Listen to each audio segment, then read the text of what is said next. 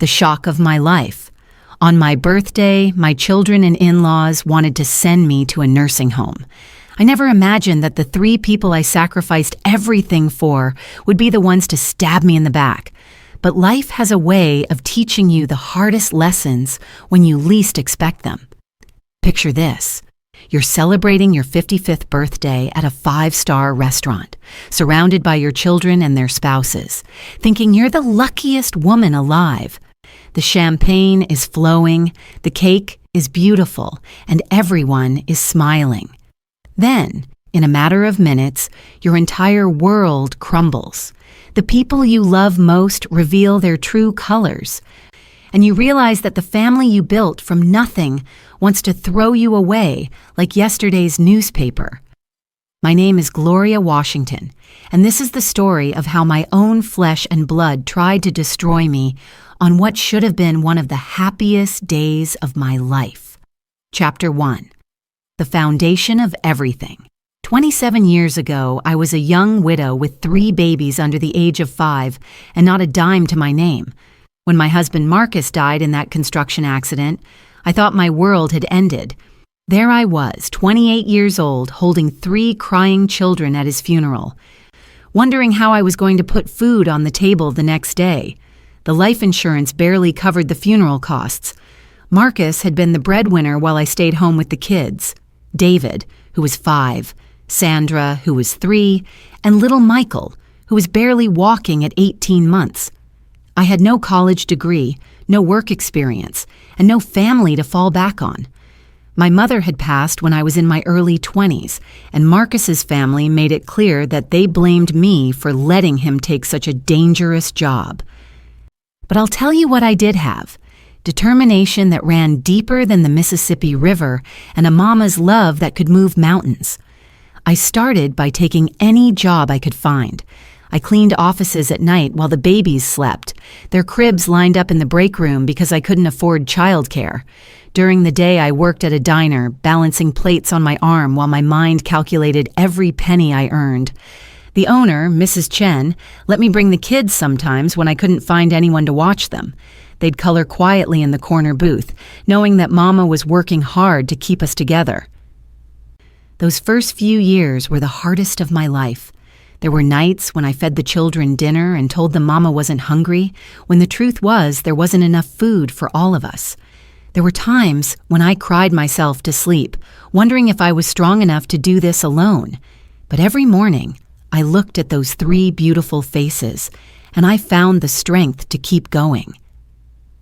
I'll never forget the day David, my oldest, came home from school with a black eye. When I asked him what happened, he said some kids were making fun of his clothes, hand-me-downs from the church donation box. That night, I made a promise to myself and to my children. We weren't going to just survive. We were going to thrive. I started taking business classes at the community college, studying by candlelight when the electricity got cut off, using the library computers to write my assignments when ours got repossessed. I learned about real estate, about investments, about building wealth from nothing. It took me 6 years to get my degree, going part-time while working multiple jobs, but I did it. By the time I was 35, I had saved enough to buy my first rental property, a rundown duplex in a neighborhood everyone said was transitioning. I saw potential where others saw problems.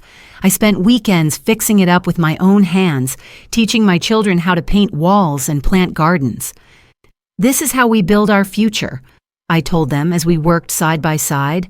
1 property became 2, then 5, then 10. I learned the business inside and out, from screening tenants to managing maintenance crews. I was up at 5 in the morning and didn't stop until the children were tucked into bed at night. But I was building something, not just for me, but for them. The children grew up understanding the value of hard work.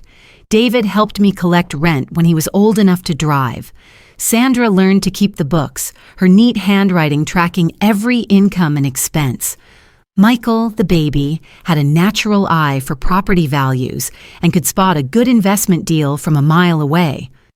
We moved out of our tiny apartment when David was 12, Sandra was 10, and Michael was 8.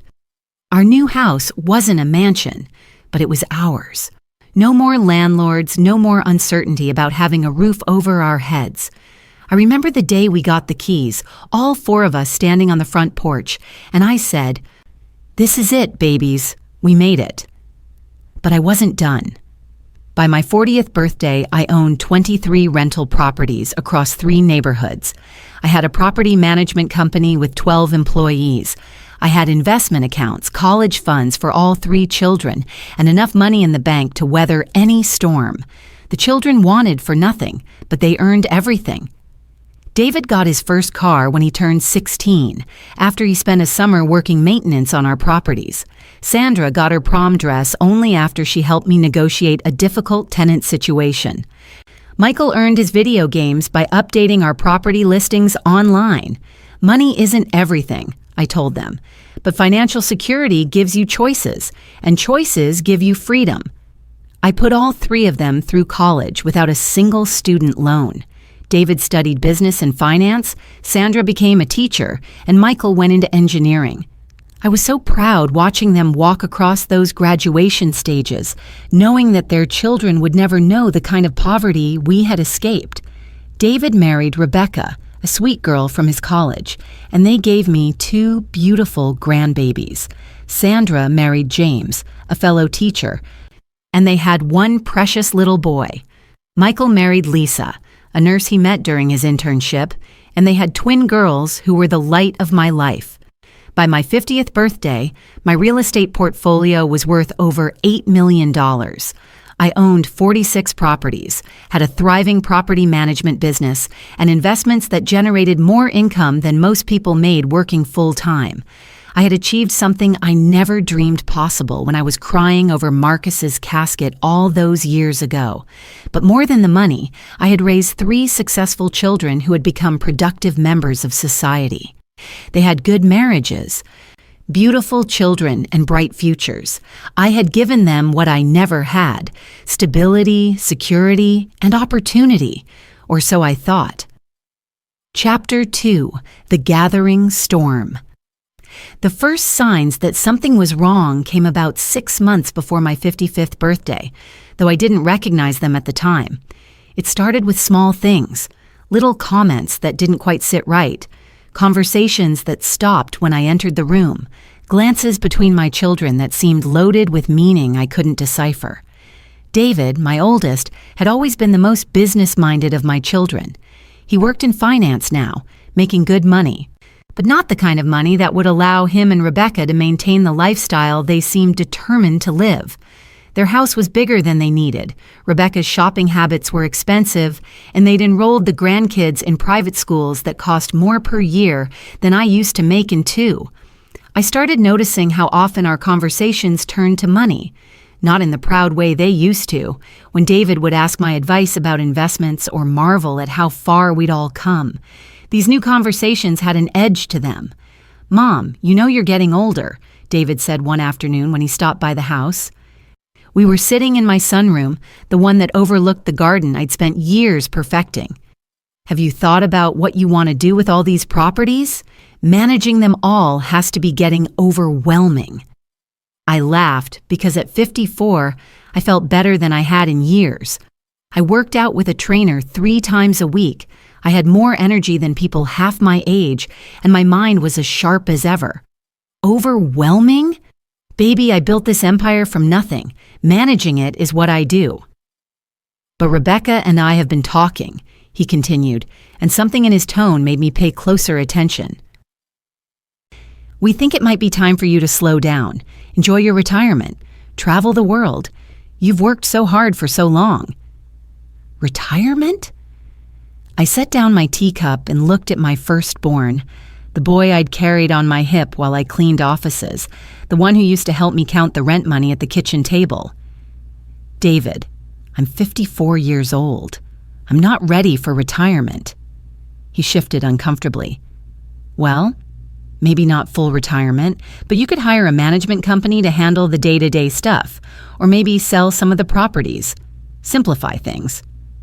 That conversation stuck with me, mainly because it was so unlike David.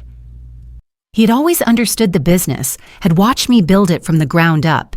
He knew that every property in my portfolio was carefully chosen, that they all served a purpose in my overall investment strategy. The idea of selling them just to simplify went against everything I'd taught him. Then there was Sandra, my middle child, my only daughter. She'd always been the most emotionally connected to our family story. She understood what we'd been through, remembered the hard times, even though she'd been young. But lately, her visits had taken on a different tone. "Mom, I worry about you living in this big house all alone," she said during Sunday dinner one week. She was helping me clear the dishes while the men watched football and the grandchildren played in the living room. "What if something happened? What if you fell? Who would know?" I paused in the middle of loading the dishwasher. "Sandra, I have a security system. I have neighbors. I have all of you. I'm fine." "But are you, though?" She touched my arm, her voice taking on that concerned tone she probably used with her students. "James and I have been talking, and we think it might be time for you to consider living somewhere with more support." "Support for what?" "I don't need support. I run a multi-million-dollar business. I think I can manage to live in my own house." Sandra exchanged a look with James that I caught in the reflection of the kitchen window. It was the kind of look that said they'd discussed this extensively, that this wasn't a casual suggestion born of daughterly concern. "We just think," James interjected, joining the conversation from the doorway, "that someone your age shouldn't have to deal with all the stress of property management and maintenance calls and difficult tenants. You should be enjoying your golden years."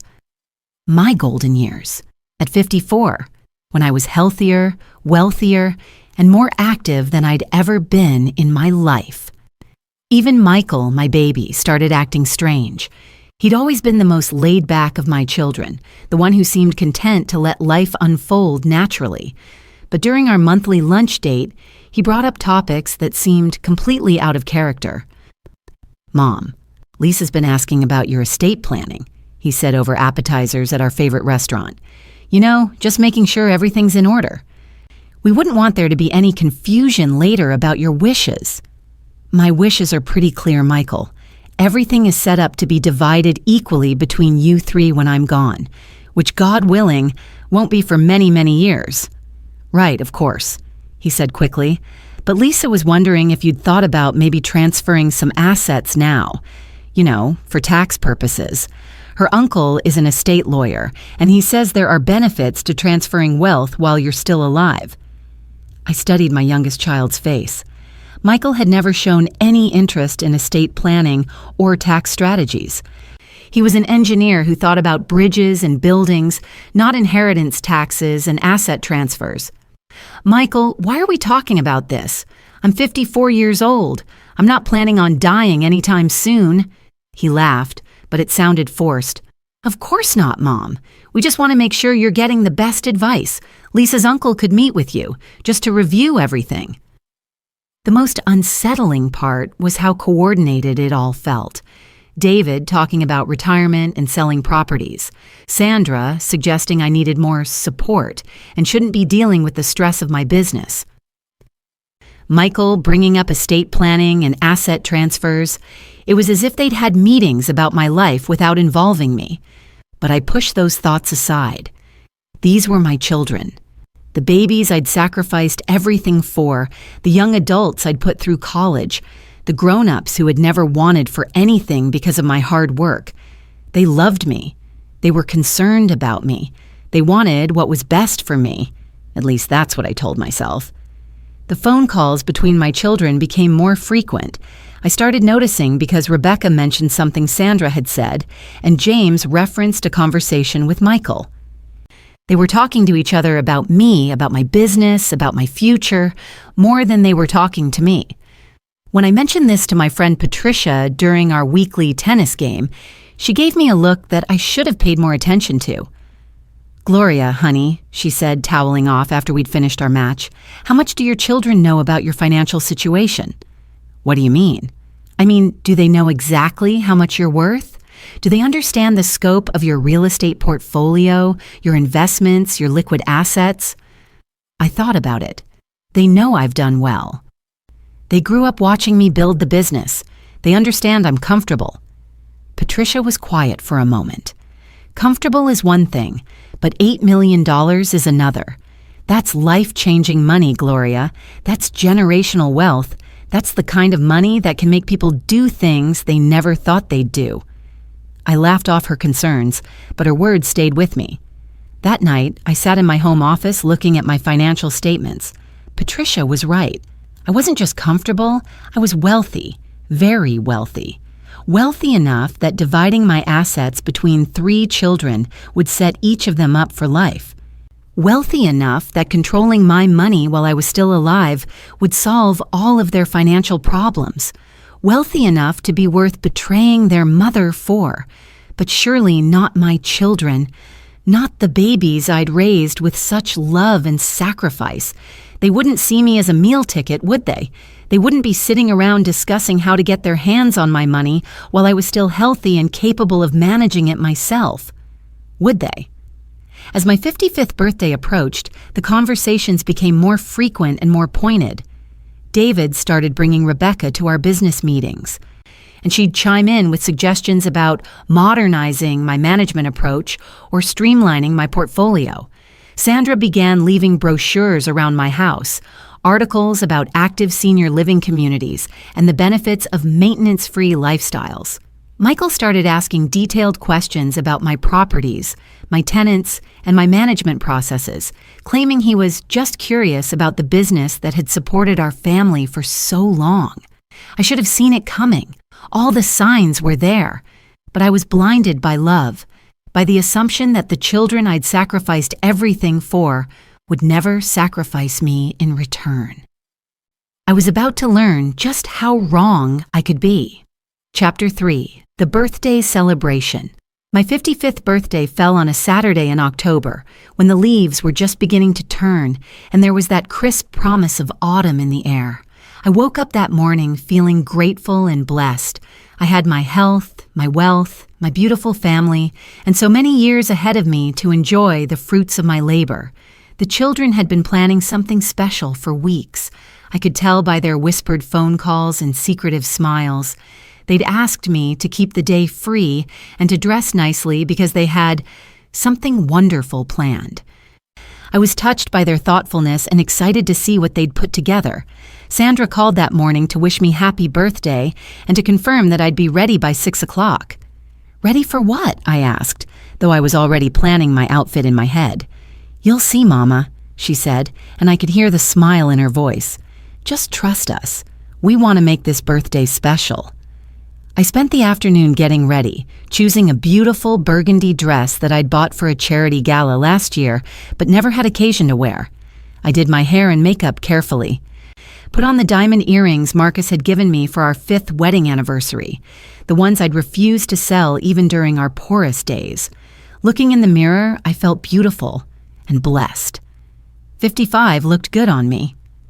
David arrived promptly at 6 with Rebecca and their 2 children. The grandkids ran to hug me, chattering excitedly about the surprise party they weren't supposed to tell me about. Rebecca looked stunning in a way that probably cost more than most people's monthly rent, and David was wearing the expensive suit I'd bought him for his promotion last year. "Happy birthday, Mom," David said, giving me a kiss on the cheek. "You look beautiful." "Thank you, baby. You clean up pretty well yourself. Where are we going?" "Le Bernardin," Rebecca said before David could answer. "I made reservations for 8. Le Bernardin was the most expensive restaurant in the city, the kind of place where appetizers cost more than I used to spend on groceries for a week. I was impressed that they'd chosen somewhere so special, though I wondered who was paying for dinner for 8 people at a restaurant where the prix-fixe menu started at $200 per person. Sandra and James met us at the restaurant with their son, and Michael and Lisa arrived shortly after with their twin girls. All of my grandchildren were dressed in their finest clothes, the girls in little party dresses and the boys in miniature suits. They were so excited they could barely contain themselves, whispering about Grandma's big surprise and asking repeatedly if it was time yet. The restaurant was everything I'd expected. elegant, sophisticated, with service so attentive it bordered on invisible. We were seated at a large round table in a private dining area, surrounded by flowers that I suspected my children had arranged in advance. The wine was flowing, the conversation was lively, and I felt surrounded by love. During the appetizer course, David stood up and tapped his wine glass with his knife. "I'd like to make a toast," he said, his voice carrying that confident tone that had served him well in his finance career. "To the most amazing woman any of us has ever known. Mom, you took 3 scared kids and built a life for us that we never could have imagined. You taught us about hard work, about determination, about never giving up on the people you love." The table erupted in agreement, everyone raising their glasses. I felt tears prick at my eyes.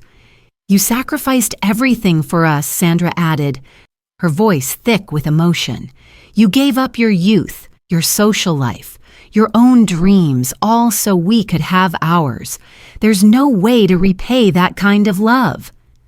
"You're the strongest person I know," Michael chimed in. "When I think about what you accomplished, starting with nothing and building an empire, it amazes me every day." I was crying now, overwhelmed by their love and gratitude. This was what I had worked for, not just the money or the properties or the security, but this moment, this acknowledgement that my sacrifices had meant something. The dinner was perfect. The conversation flowed from memories of our hardest times to celebration of our current success.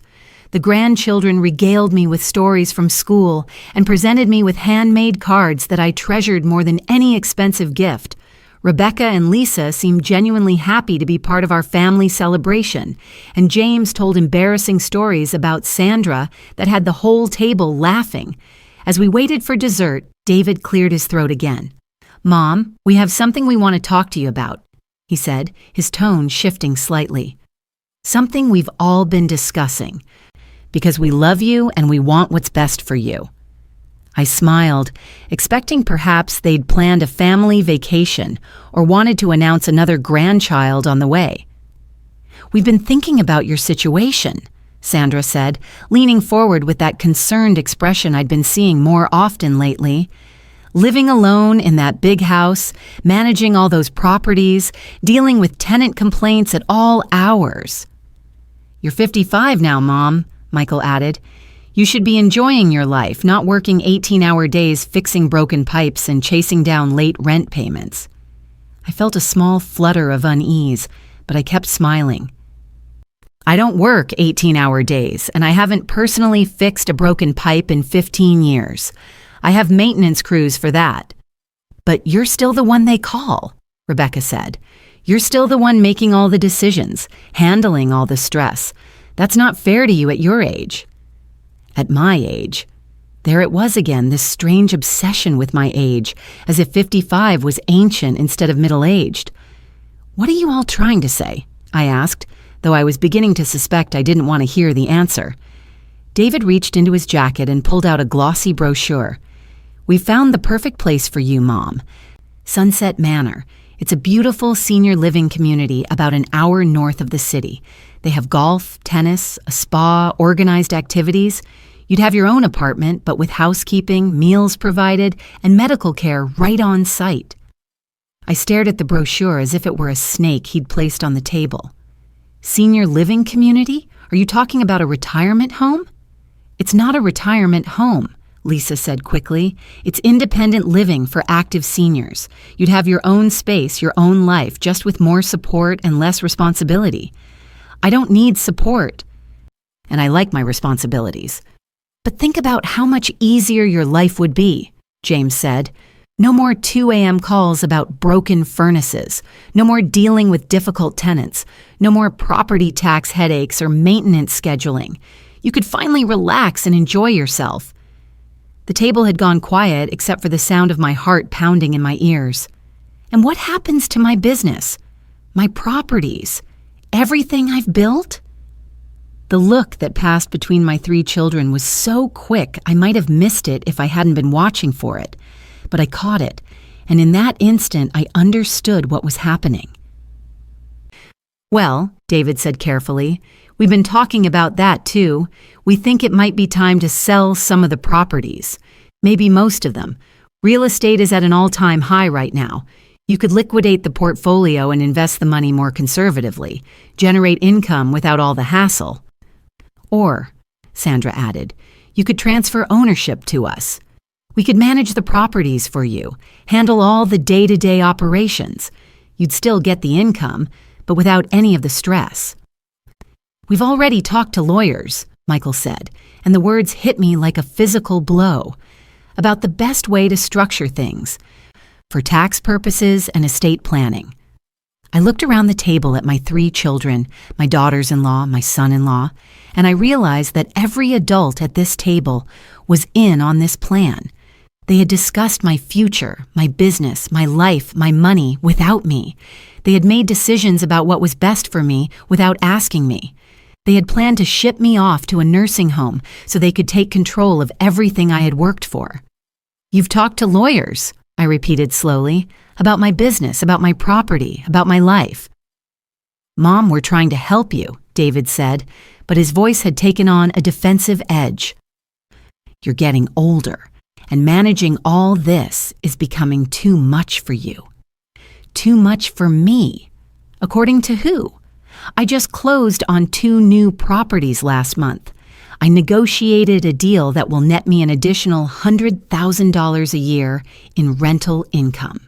Exactly what part of that suggests I'm not capable of managing my own business? But what about when you're 60, 70, 80? Sandra asked.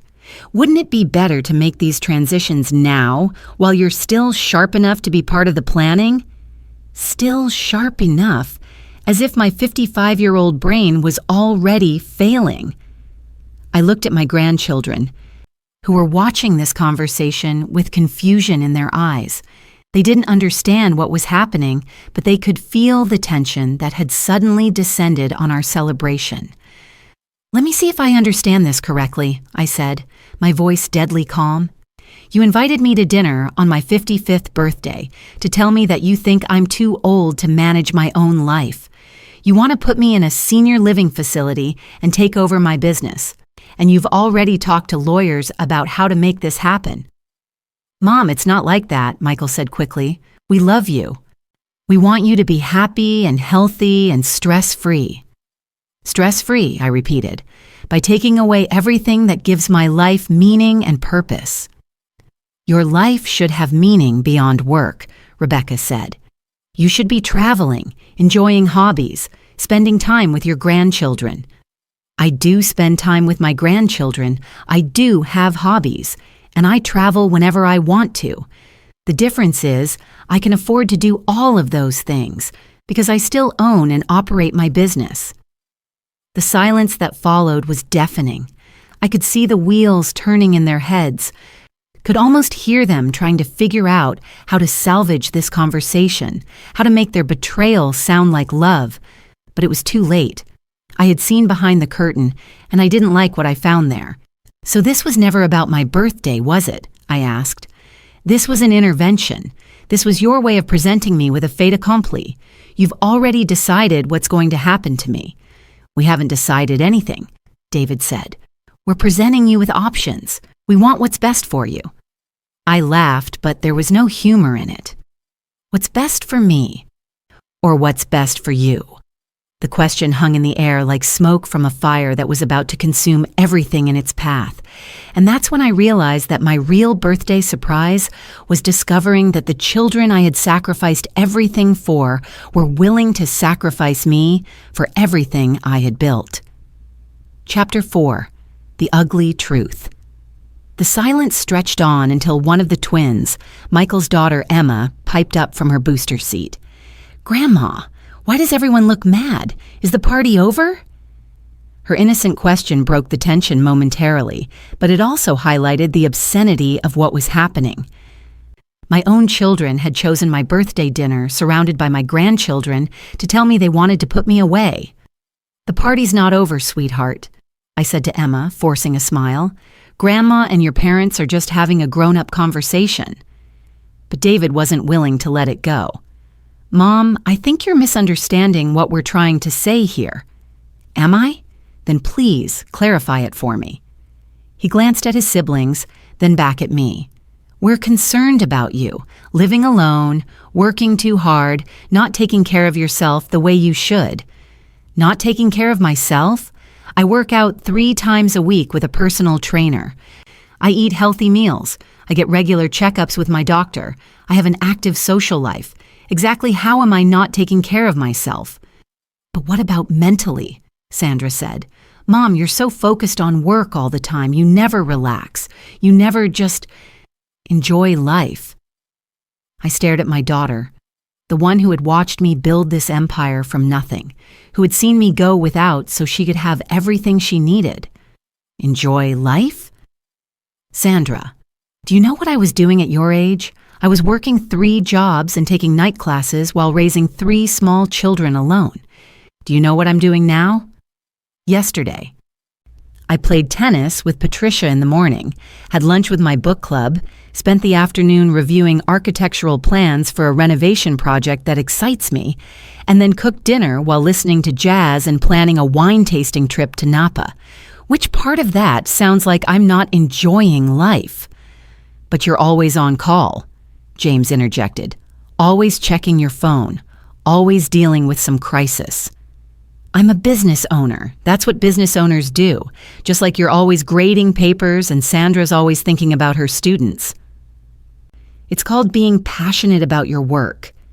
It's different when you're older, Rebecca said, and I swear I saw dollar signs in her eyes. You shouldn't have to worry about all that responsibility anymore. I looked around the table again, really studying their faces. David's expression was stubborn, like it used to be when he was a teenager and thought he knew better than his mother. Sandra looked guilty, but determined, the way she did when she'd made up her mind about something and wasn't going to be swayed by logic. Michael seemed uncomfortable, but not uncomfortable enough to back down. And the spouses? Rebecca kept glancing at her expensive watch and jewelry, as if she was calculating how much more she could have if she could just get her hands on my money. Lisa was avoiding eye contact entirely, probably because she knew this was wrong but didn't have the backbone to speak up.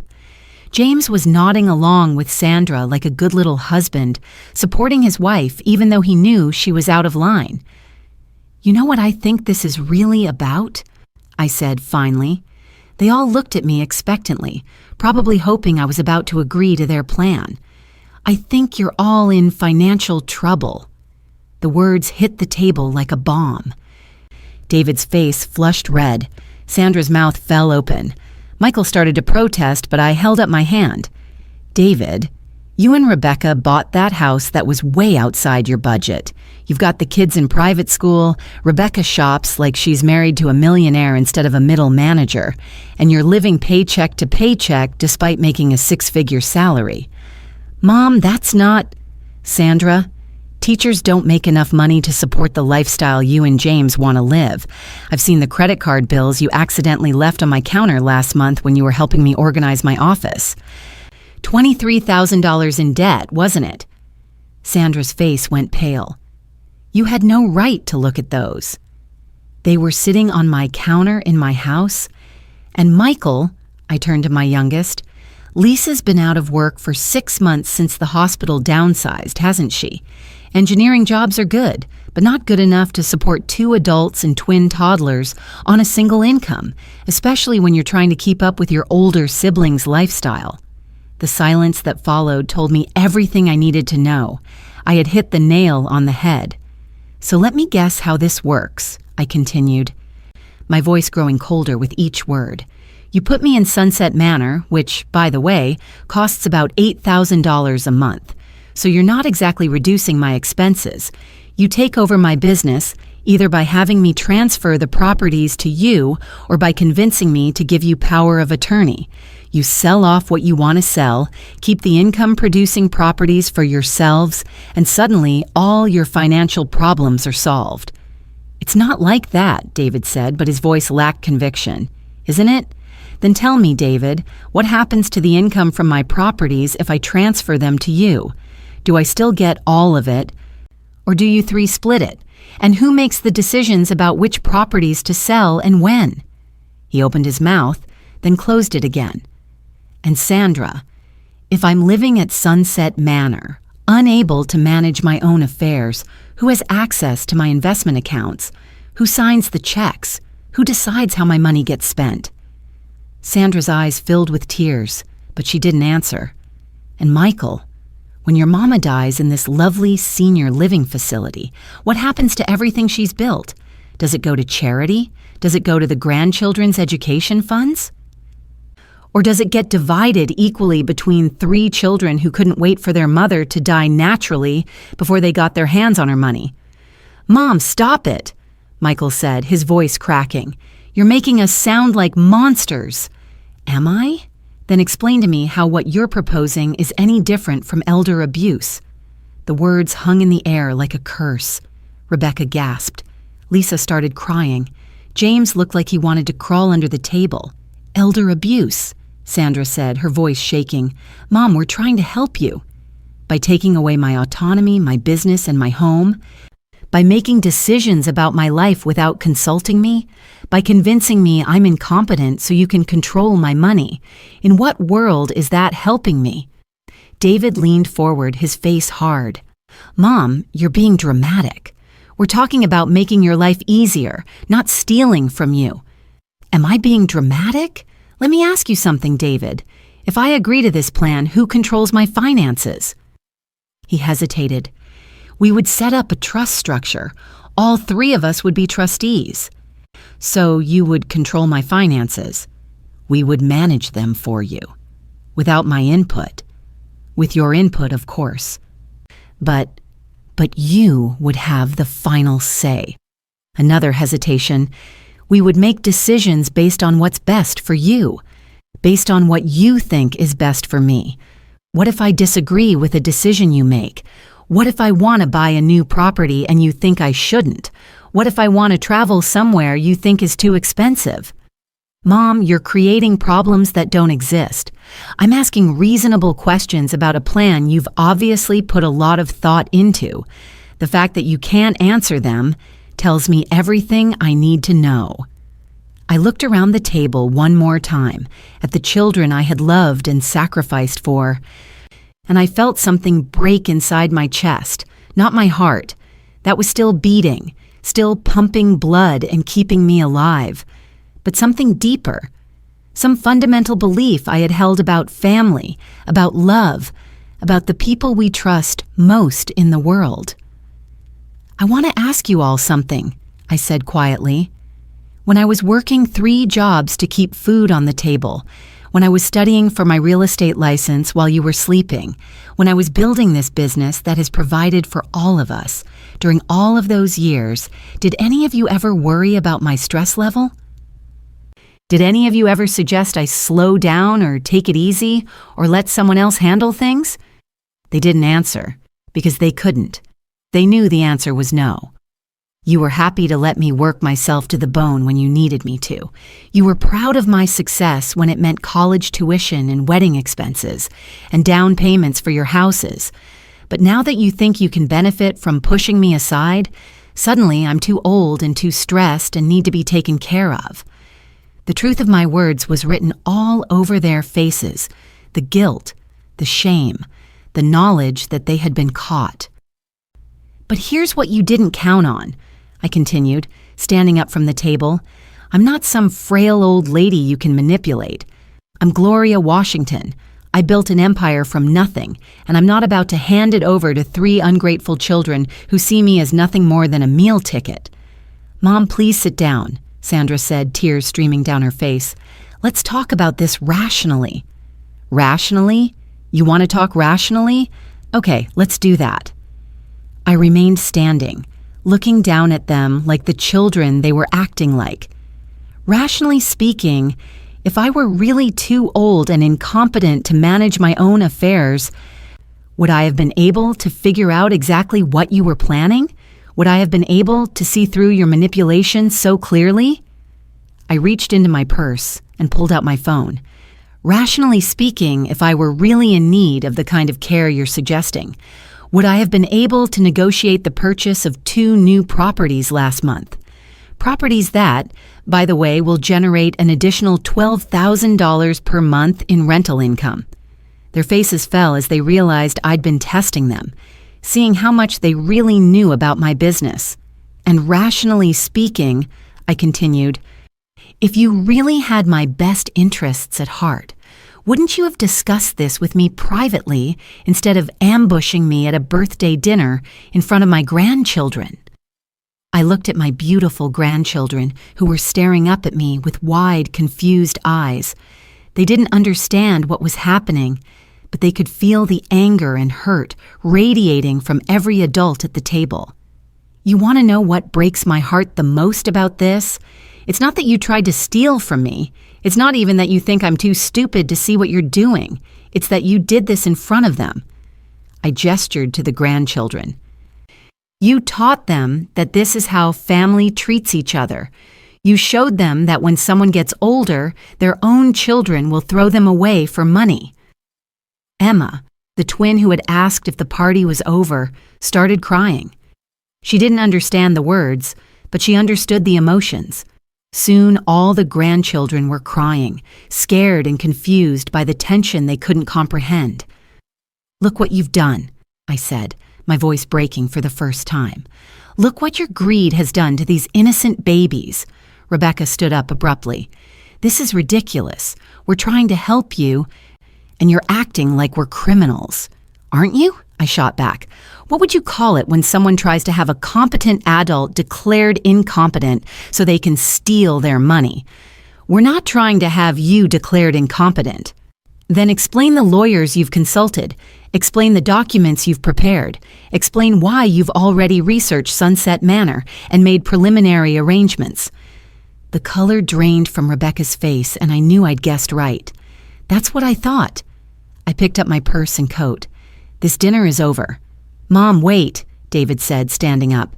Don't leave like this. We can work something out.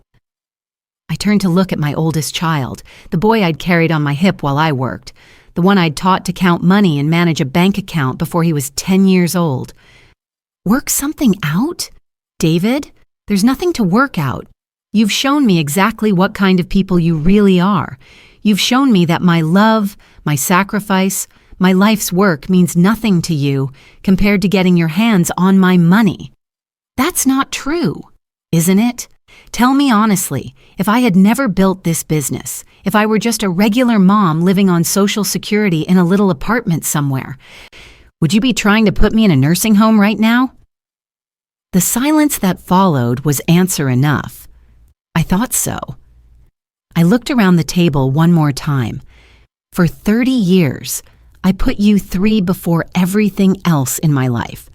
I gave up dating, remarriage, travel, hobbies, social opportunities, everything, so I could build something that would give you security and opportunity, and this is how you repay me.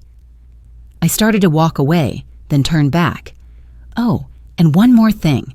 Since you're all so concerned about my estate planning, let me put your minds at ease. I'll be meeting with my lawyers this week to make some changes to my will.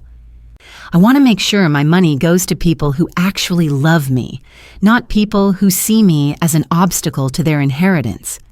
The gasps and protests that erupted from the table followed me as I walked out of the restaurant, leaving my children and their spouses to explain to my grandchildren why Grandma's birthday party had ended with everyone crying.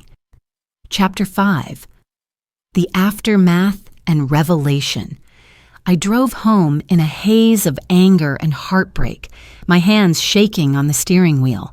The beautiful October evening that had started with such promise now felt cold and bitter. The burgundy dress that had made me feel elegant and celebratory now felt like a costume I'd worn to my own execution.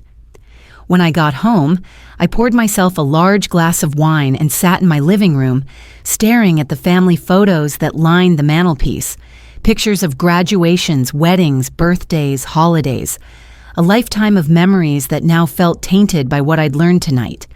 Had there been signs all along that I'd missed? Had my children always seen me as a means to an end rather than as a person worthy of love and respect? I thought back to David's college graduation. I'd been so proud. Sitting in that auditorium watching my firstborn walk across the stage with his business degree. He'd thanked me in his speech, said he couldn't have done it without his mother's support and sacrifice.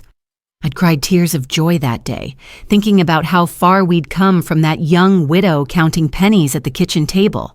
But now I wondered, when David looked at me that day, did he see his mother who had given him everything? Or did he see his future inheritance walking around in a woman's body? I thought about Sandra's wedding. I'd paid for everything, the dress, the venue, the flowers, the reception. I'd walked her down the aisle because there was no father to do it, and I'd danced with her at the reception while she whispered in my ear about how grateful she was for everything I'd done. But had she been calculating even then how much more she'd get when I was gone? And Michael, my baby, the one who'd seemed the least interested in money and business, he'd hugged me tight after his engineering graduation and told me I was his hero. But was he already thinking about estate taxes and asset transfers? The phone started ringing around 9 o'clock. First David, then Sandra, then Michael. I let them all go to voicemail. I wasn't ready to hear their justifications, their explanations, their attempts to convince me that their betrayal was actually love. Finally, I listened to the messages. David's was angry and defensive. Mom, I think you completely misunderstood what happened tonight. We're trying to help you and you're acting like we're the enemy. Call me back so we can discuss this like adults. Sandra's was tearful and manipulative. Mom, you're breaking my heart. I can't believe you think we would ever try to hurt you. We love you so much and we're just worried about you. Please call me back. I don't want to go to bed with you angry at us. Michael's was the most honest. Mom, I think we messed up. I don't know how things got so out of hand. Can we please talk? I love you, and I don't want this to come between us. I didn't call any of them back. Instead, I called my lawyer. Harold Steinberg had been my attorney for 15 years, ever since I'd gotten wealthy enough to need serious legal advice. He'd helped me structure my business, plan my estate, and navigate the complex world of real estate law. More importantly, he'd become a friend. One of the few people who knew exactly how much I was worth and had never once suggested I was too old or incompetent to manage it myself. Gloria, it's late. Is everything okay? Harold's voice was concerned. Harold, I need to schedule an appointment. This week. I want to make some changes to my will and my estate planning. There was a pause. What kind of changes? I told him everything. About the dinner. About my children's plan, about their consultation with lawyers and their research into senior living facilities. Harold listened without interrupting, occasionally making small sounds of disbelief or disgust. Jesus, Gloria, he said when I finished. I'm so sorry. No parent should have to go through that. I need to know my options, Harold. I need to know how to protect myself and my assets from my own children. We can definitely do that. There are several strategies we can implement. But Gloria, are you sure you want to make permanent decisions while you're angry? Maybe give this a few days. See if they come to their senses. I thought about that for a moment. Harold, if your children tried to have you declared incompetent so they could steal your money, would you forgive them in a few days? Point taken. I'll clear my schedule for tomorrow afternoon. We'll discuss all your options. After I hung up with Harold, I poured another glass of wine and sat down at my computer.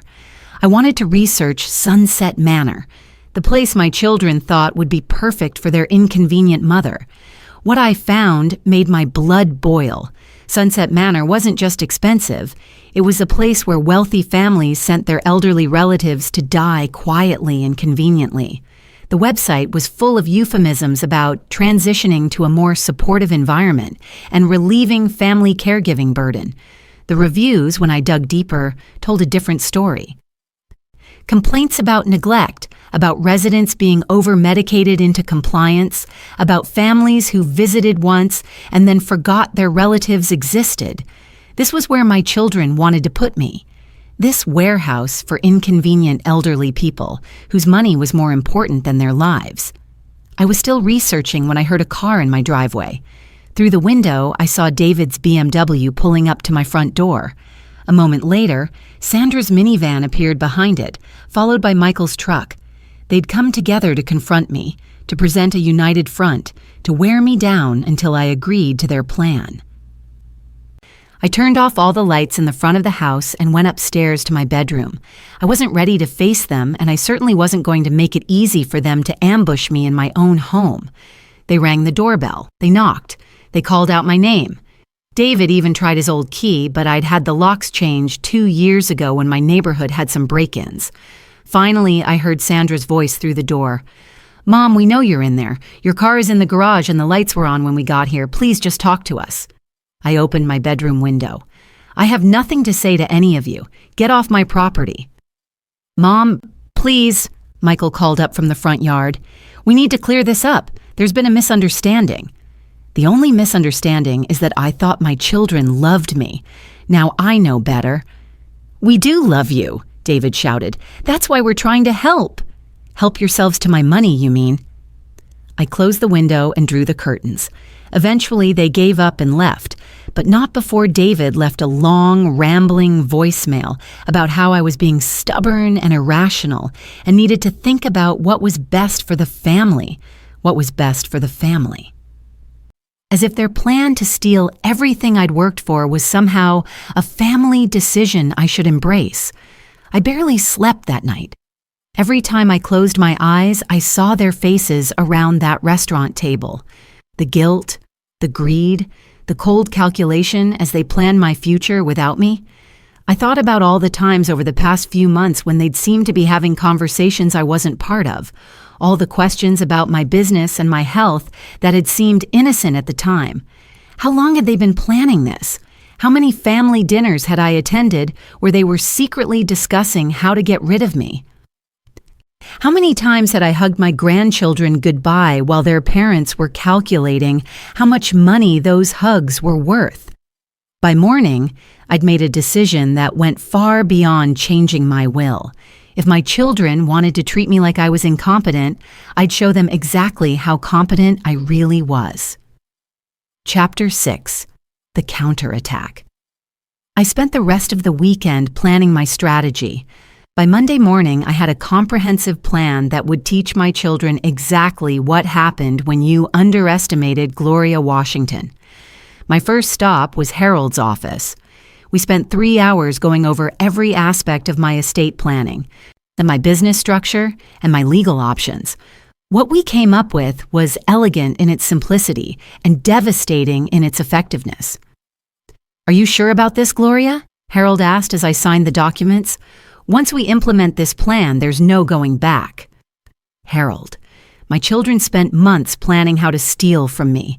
They researched nursing homes, consulted lawyers, and coordinated their attack. The least I can do is put the same level of thought into my response. He nodded grimly. "They have no idea what they're dealing with, do they?" "No," I said, signing the last document with a flourish. "They don't." The first part of my plan was simple. I was going to disappear. I'd built my real estate empire by understanding that information was power. My children thought they knew everything about my business, my finances, and my capabilities. They were about to learn how wrong they were. I started by moving money, not in any illegal or shady way. Everything I did was completely above board and properly documented. But I moved assets into accounts my children didn't know existed, with banks they'd never heard of. I transferred funds to offshore investment accounts that were perfectly legal, but completely invisible to anyone who didn't know exactly where to look. Next, I restructured my business. Instead of owning 46 rental properties directly, I transferred them into a complex web of LLCs and holding companies. On paper, Gloria Washington owned almost nothing. In reality, I controlled everything through a maze of corporate structures that would take a team of forensic accountants months to untangle. Then I made some personnel changes. My property management company had always employed several people. but I'd been the visible face of the operation. Now I stepped back and promoted my assistant manager, Marcus Chen, Mrs. Chen's grandson, as it turned out. She'd recommended him years ago and he'd proven invaluable. From the outside, it would look like I was selling or stepping away from the business. In reality, I was simply becoming invisible. While I was restructuring my financial life, I was also restructuring my personal life. I put my house on the market, but not through regular real estate channels. I listed it with a luxury property specialist who dealt exclusively with high-end international buyers. The kind of buyers who paid cash and closed quickly and didn't ask a lot of questions. I also made some travel arrangements, extended travel arrangements. By Wednesday, I was ready to implement phase 2 of my plan. I called David first. "Mom," he sounded relieved to hear from me. "I'm so glad you called. Sandra and Michael and I have been talking, and we think we can work everything out. We may have come on a little strong the other night, but our hearts were in the right place." "I know they were, sweetheart," I said, injecting just the right amount of defeated resignation into my voice. "I've been thinking about what you all said, and maybe you're right. Maybe I am getting too old for all this stress." The silence on the other end told me he'd been expecting another fight. You are?" "I've been having trouble sleeping since Saturday night. My blood pressure has been up. Maybe it's time for me to slow down." "Mom, that's wonderful. I mean, not wonderful that you're not feeling well, but wonderful that you're willing to consider making some changes. I've been looking at the brochure you gave me for Sunset Manor. It does look very nice."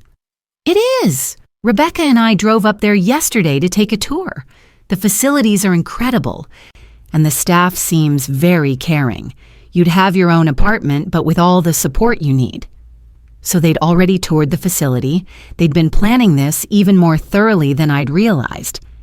"Would you like me to call them?" David continued. "I could set up an appointment for you to see it yourself." "That would be nice, honey. And David? I think you and Sandra and Michael are right about the business too. It's becoming too much for me to handle." "Really?" I could hear the excitement in his voice, even though he was trying to hide it. "Really, I think it might be time to make some changes there too. Maybe sell some properties, simplify things." "That sounds very wise, Mom. Very wise." We talked for a few more minutes, with David being unusually solicitous and caring. He offered to bring me dinner, to help me with anything I needed, to be there for me during this difficult transition. By the time I hung up, I could practically hear him calling his siblings to share the good news. I made similar calls to Sandra and Michael. With Sandra, I played up the emotional angle, how lonely I'd been in the big house, how much I'd missed having people around to take care of me. With Michael, I focused on the practical aspects, how relieved I was to not have to worry about maintenance calls and tenant problems anymore. All three of them were more attentive and loving than they'd been in months. It was amazing how much they cared about my well-being once they thought they were getting what they wanted. By Friday, I had appointments scheduled to tour Sunset Manor and meetings set up with each of my children to discuss the transition. David had already found a real estate agent who specialized in investment properties. Sandra had researched moving companies and storage facilities. Michael had compiled a list of financial advisors who could help me simplify my investment portfolio. They were moving fast, afraid I might change my mind if they gave me too much time to think about it. They had no idea that I was moving faster. That Friday afternoon, while they were all at work, I had the most important meeting of my week. Not with lawyers or accountants or real estate agents, but with someone much more valuable. Patricia Robinson had been my closest friend for 8 years. We'd met at a charity fundraiser, bonded over our shared experience as successful single mothers, and become inseparable. Patricia was a retired executive who'd built her own consulting empire before selling it and moving into philanthropy. More importantly, she was someone I trusted completely. "You want me to do what?" Patricia asked, nearly spitting out her coffee. We were sitting in her elegant living room surrounded by the art collection she'd been building for 20 years. Like me, Patricia was a woman who'd built something from nothing and refused to apologize for her success. I want you to help me disappear, I repeated, just for a few months, long enough to teach my children a lesson they'll never forget.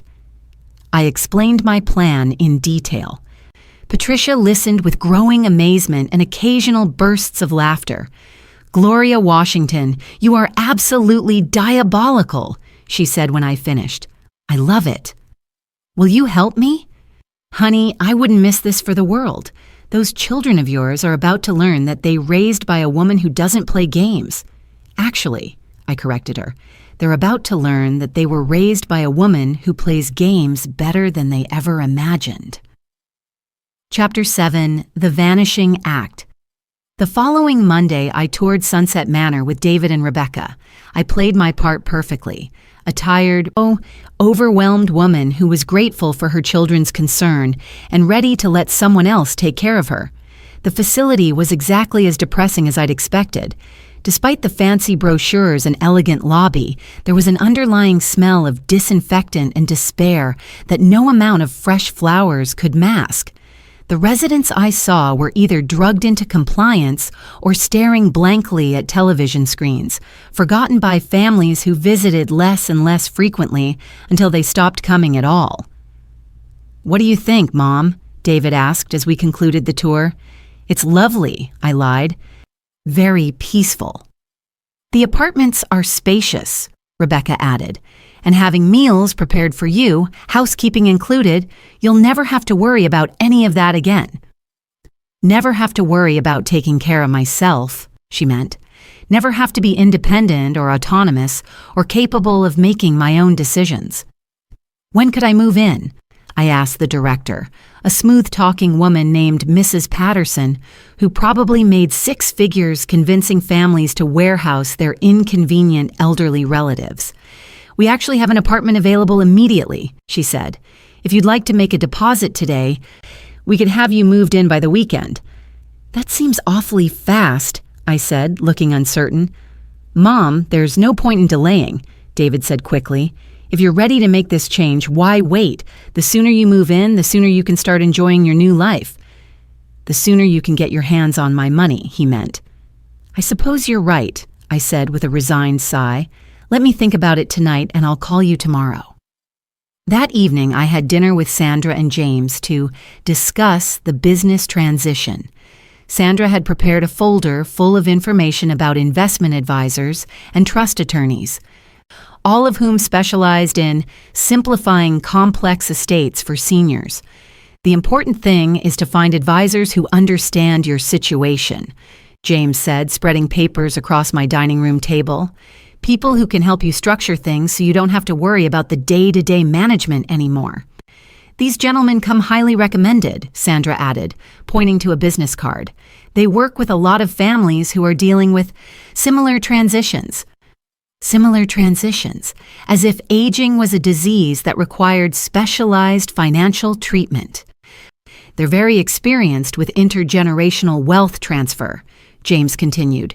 "They can help set up structures that benefit the whole family while reducing your stress and liability." I nodded along, asking the occasional question and letting them think they were convincing me. By the end of the evening, we'd scheduled meetings with 3 different financial advisors for the following week. Tuesday brought a lunch meeting with Michael and Lisa to discuss liquidating some of the rental properties. Michael had done his homework, researching recent sales of similar properties and identifying which ones in my portfolio would be the easiest to sell quickly. "These 5 properties would probably sell within 30 days, he said, pointing to a spreadsheet he'd prepared. "They're in good condition, in desirable neighborhoods, and priced right for the current market." "And these 7, Lisa added, "would probably take a little longer, but they'd bring top dollar if we're willing to wait." I studied their analysis with growing amazement. They'd clearly spent hours researching my properties, calculating potential sale prices, and developing a liquidation strategy. They'd put more effort into planning the dismantling of my business than they'd put into understanding it while I was building it. "This is very thorough," I said. "You've obviously put a lot of thought into this."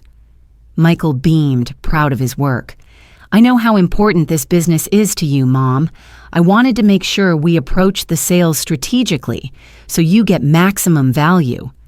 Maximum value for my life's work, which they plan to divide between themselves as soon as I was safely tucked away in Sunset Manor. I'm impressed, I said honestly. I had no idea you understood the real estate market so well. I've been learning, Michael said. I figured it was time I understood the business that supported our family for so many years. Just in time to cash out, I thought, but didn't say. By Wednesday, all 3 of my children were calling me multiple times a day to check on my progress with the transition. David wanted updates on my decision about Sunset Manor. Sandra needed to know which financial advisor I preferred. Michael was eager to start scheduling property showings. They were circling like vultures, and I was playing the dying animal perfectly. Thursday morning, I called David with the news he'd been waiting for. I've decided to move into Sunset Manor, I said, injecting just the right amount of sad resignation into my voice.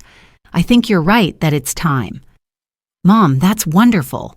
The excitement in his voice was barely contained. When would you like to move in? Mrs. Patterson said they have an apartment available immediately. I thought maybe this weekend. This weekend? That's perfect. Rebecca and I can help you pack, and we can rent a truck to move your furniture. Actually, I don't think I'll need much furniture. The apartment comes furnished, and I won't have room for most of my things anyway. That's true. Well, we can put everything else in storage until you decide what you want to do with it. Until you decide what you want to do with it, he meant. There is one thing, though, I said. I've been thinking about what you said about simplifying my finances. I think you might be right about that, too. Really? I met with Harold yesterday to discuss some changes. I'm going to transfer most of my assets into a trust structure that will be easier to manage. There was a pause. What kind of trust structure? Oh, I don't understand all the legal details. But Harold explained that it would remove most of the day-to-day responsibility from me while still ensuring the money is there when I need it. And who would manage this trust? Harold has some colleagues who specialize in that kind of thing.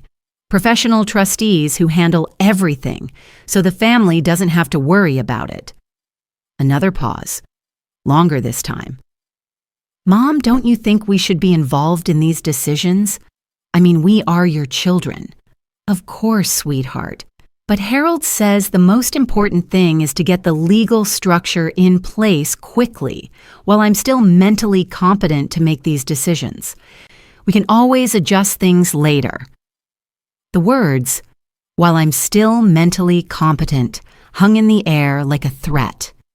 David was realizing that if I moved too quickly with professional trustees, he and his siblings might find themselves cut out of the decision-making process entirely. Maybe we should all meet with Harold together, David suggested, just so we understand what's being proposed. That's a good idea, but let's wait until after I'm settled at Sunset Manor. I don't want to deal with too many big changes at once. Of course, Mom, whatever you think is best. But I could hear the worry in his voice. I was moving too fast, making too many independent decisions. They'd wanted a helpless old lady they could manipulate, not a competent woman who was reorganizing her affairs on her own terms. I made similar calls to Sandra and Michael, each time mentioning different aspects of my estate reorganization that would make it harder for them to access my money quickly. Professional trustees, offshore accounts, charitable foundations, complex legal structures. I dropped hints about all of it, watching them scramble to keep up. By Friday, they were all in full panic mode. The plan that had seemed so simple on Saturday night was getting more complicated by the hour. Their helpless mother was making decisions without consulting them, implementing structures they didn't understand, and moving faster than they could follow. Friday evening, I had my final family dinner in my house. All 3 children came with their spouses, but the grandchildren were conspicuously absent, probably at babysitters' houses because their parents didn't want them to witness whatever confrontation they were planning. Mom, David said as we sat down to eat, we've been talking. and we're concerned that you're rushing into too many changes at once. Are you? I thought you wanted me to simplify my life. We do, Sandra said quickly, but maybe we should take things one step at a time. Move to Sunset Manor first, get settled, and then worry about the financial stuff. I don't want to leave things unsettled, I said. What if something happens to me? What if I have a stroke or develop dementia? I want to make sure everything is properly organized while I still can. But Mom, Michael said, we're your children. If something happens to you, we'll take care of everything. You don't need professional trustees or offshore accounts or any of that complicated stuff. Harold says it's better to have professional management. He says family members often make emotional decisions about money that aren't in anyone's best interest. The temperature in the room dropped about 10 degrees. My children exchanged looks that would have been funny if they weren't so calculating. Mom, David said carefully, we think you should get a second opinion before you make any major financial changes. Maybe talk to someone who isn't your current lawyer. You don't trust Harold? It's not that we don't trust him. But he's been your lawyer for a long time, and sometimes it's good to get fresh perspective on major decisions. Fresh perspective from lawyers they could control, he meant. Lawyers who would advise me to do exactly what my children wanted. That's an interesting suggestion, I said. Actually, I've been thinking the same thing. Relief flooded their faces, which is why I've already consulted with 3 other law firms. They all agreed with Harold's recommendations. The relief turned to alarm. 3 other law firms? Rebecca asked. When did you do that? This week. I wanted to make sure I was getting good advice before I made any permanent decisions. What did they recommend? James asked. I smiled sweetly. Professional management, offshore diversification, charitable giving structures, complex trust arrangements, all the things Harold suggested. The silence that followed was deafening. My children were realizing that their simple plan to take control of their incompetent mother's money had become a nightmare of legal complexity that they couldn't understand or control. Mom, Sandra said finally, maybe we should all slow down. Maybe you shouldn't move to Sunset Manor this weekend after all. Why not? I thought you were excited about me making this transition. We are, David said quickly. But maybe you should wait until we can get more involved in the financial planning. Maybe postpone the move until we can all meet with Harold together. I looked around the table at my 3 children and their spouses, all of whom were suddenly very concerned about slowing down the process they'd been eager to accelerate just days before. You know what? I said, standing up from the table. I think you're right. I think I have been rushing things. Hope flickered in their eyes, which is why I've decided to take a little time to think everything through. That sounds very wise, Mom, Michael said. I'm going to go away for a while. Take a trip. Clear my head. Give myself some space to make sure I'm making the right decisions. A trip? Sandra asked. Where? I haven't decided yet. Maybe Europe, maybe Asia. Somewhere far away where I can think without any distractions. How long would you be gone? David asked. I shrugged. A few weeks, maybe a few months, however long it takes. The panic was back in their faces. A few months? Mom, that seems like a long time to be traveling alone at your age. My age again. You know, I'm beginning to think you all are more concerned about my age than I am. We just worry about you, Rebecca said. Do you? Or do you worry about your inheritance? The words hung in the air like a confession. Nobody moved, nobody spoke, nobody even seemed to breathe. Because here's what I think, I continued. I think you're all terrified that I'm going to disappear with my money and leave you with nothing. I think you're afraid that your meal ticket is about to fly away. Mom, that's not... David started. Save it, I said, holding up my hand. I know exactly what this is about. You want me warehoused in Sunset Manor so you can take control of my money. You've been planning this for months, researching facilities and consulting lawyers and developing strategies. You've been plotting against your own mother. We love you, Sandra cried. "We're trying to help you. If you loved me, you would respect my autonomy. If you loved me, you would support my decisions instead of trying to manipulate me into making the decisions you want. If you loved me, you wouldn't be trying to convince me I'm incompetent so you can steal my money." I walked toward the front door, then turned back for one final shot. "But don't worry, I'm going to give you exactly what you want. I'm going to disappear. I'm going to become the helpless, out-of-touch old lady you seem to think I already am. And while I'm gone, you can figure out how to manage without the meal ticket you've been counting on." I opened the front door and gestured toward the driveway. "Now get out of my house. All of you." They left in stunned silence, too shocked to argue, too guilty to protest. As their cars disappeared down my driveway, I smiled for the first time in a week. Phase 3 of my plan was about to begin, and my children had no idea what was coming.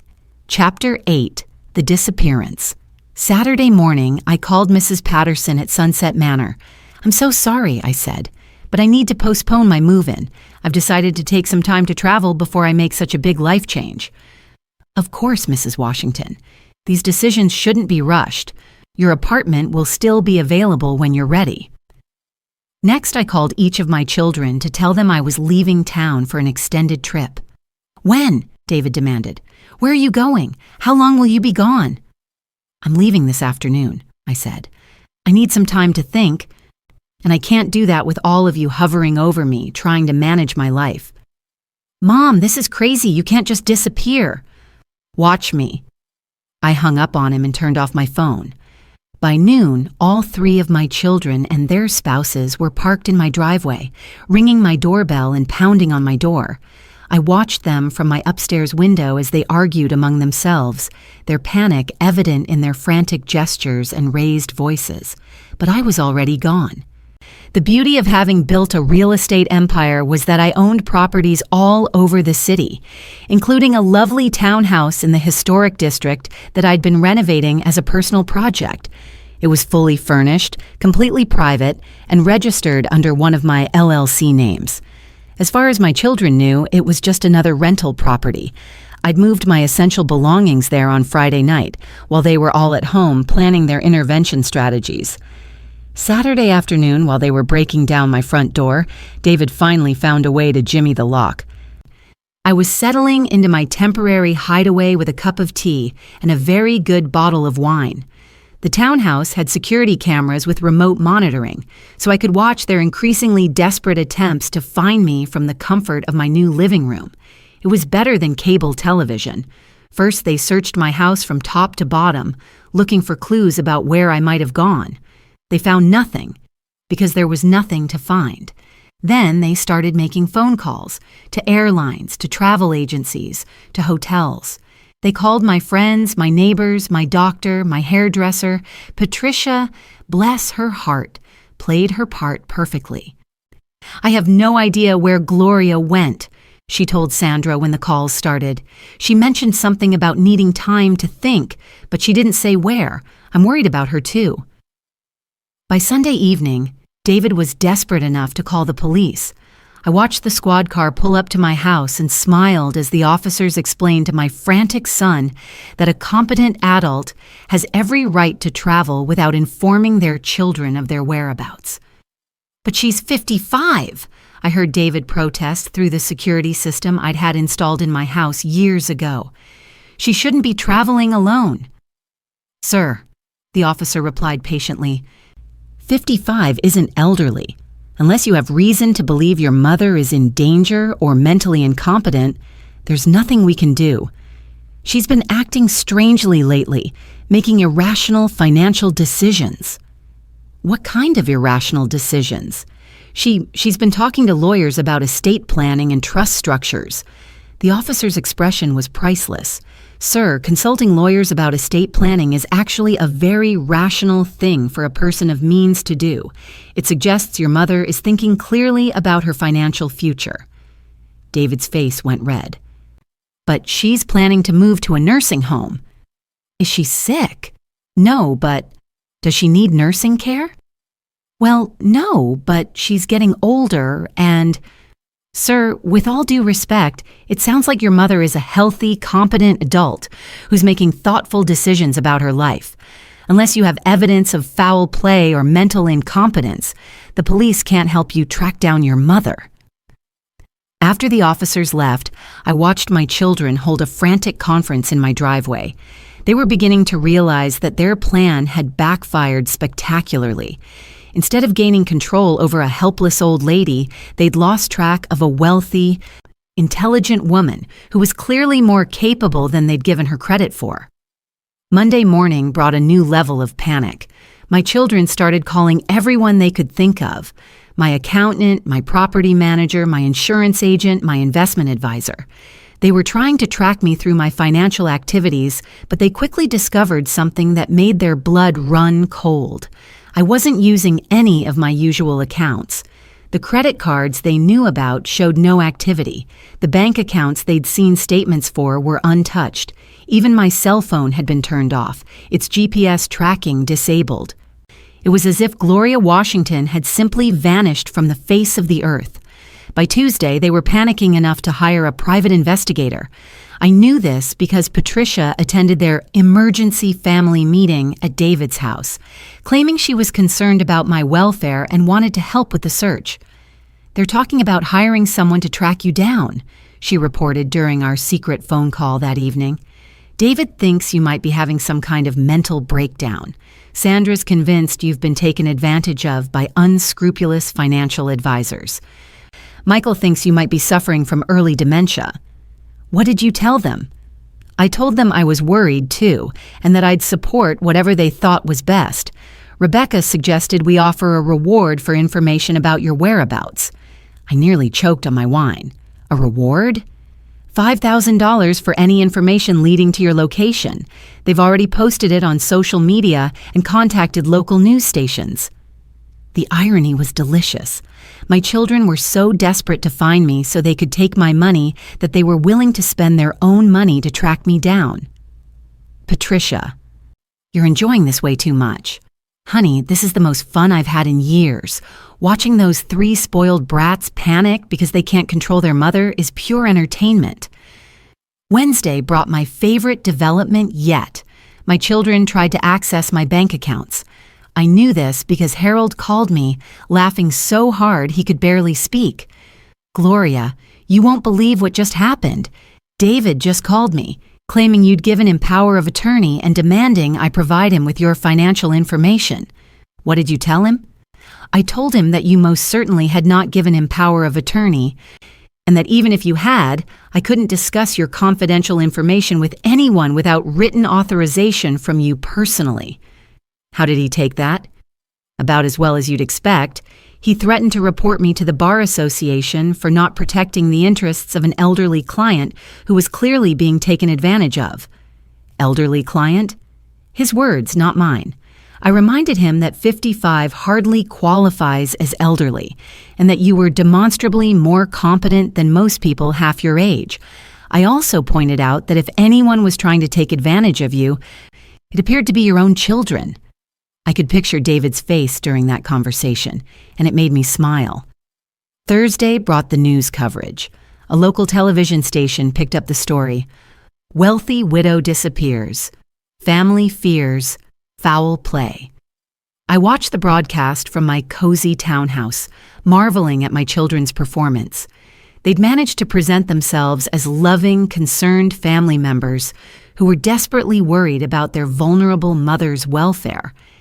"She's been acting strangely lately," Sandra told the reporter, dabbing at her eyes with a tissue, "making impulsive decisions about her finances, talking about moving to a nursing home. We're worried that someone might be taking advantage of her." "Our mother built a successful business from nothing," David added, looking appropriately concerned. "She's always been so sharp, so capable. This behavior is completely out of character for her." "We just want to know that she's safe," Michael said. "If she's watching this, we want her to know that we love her and we're here for her."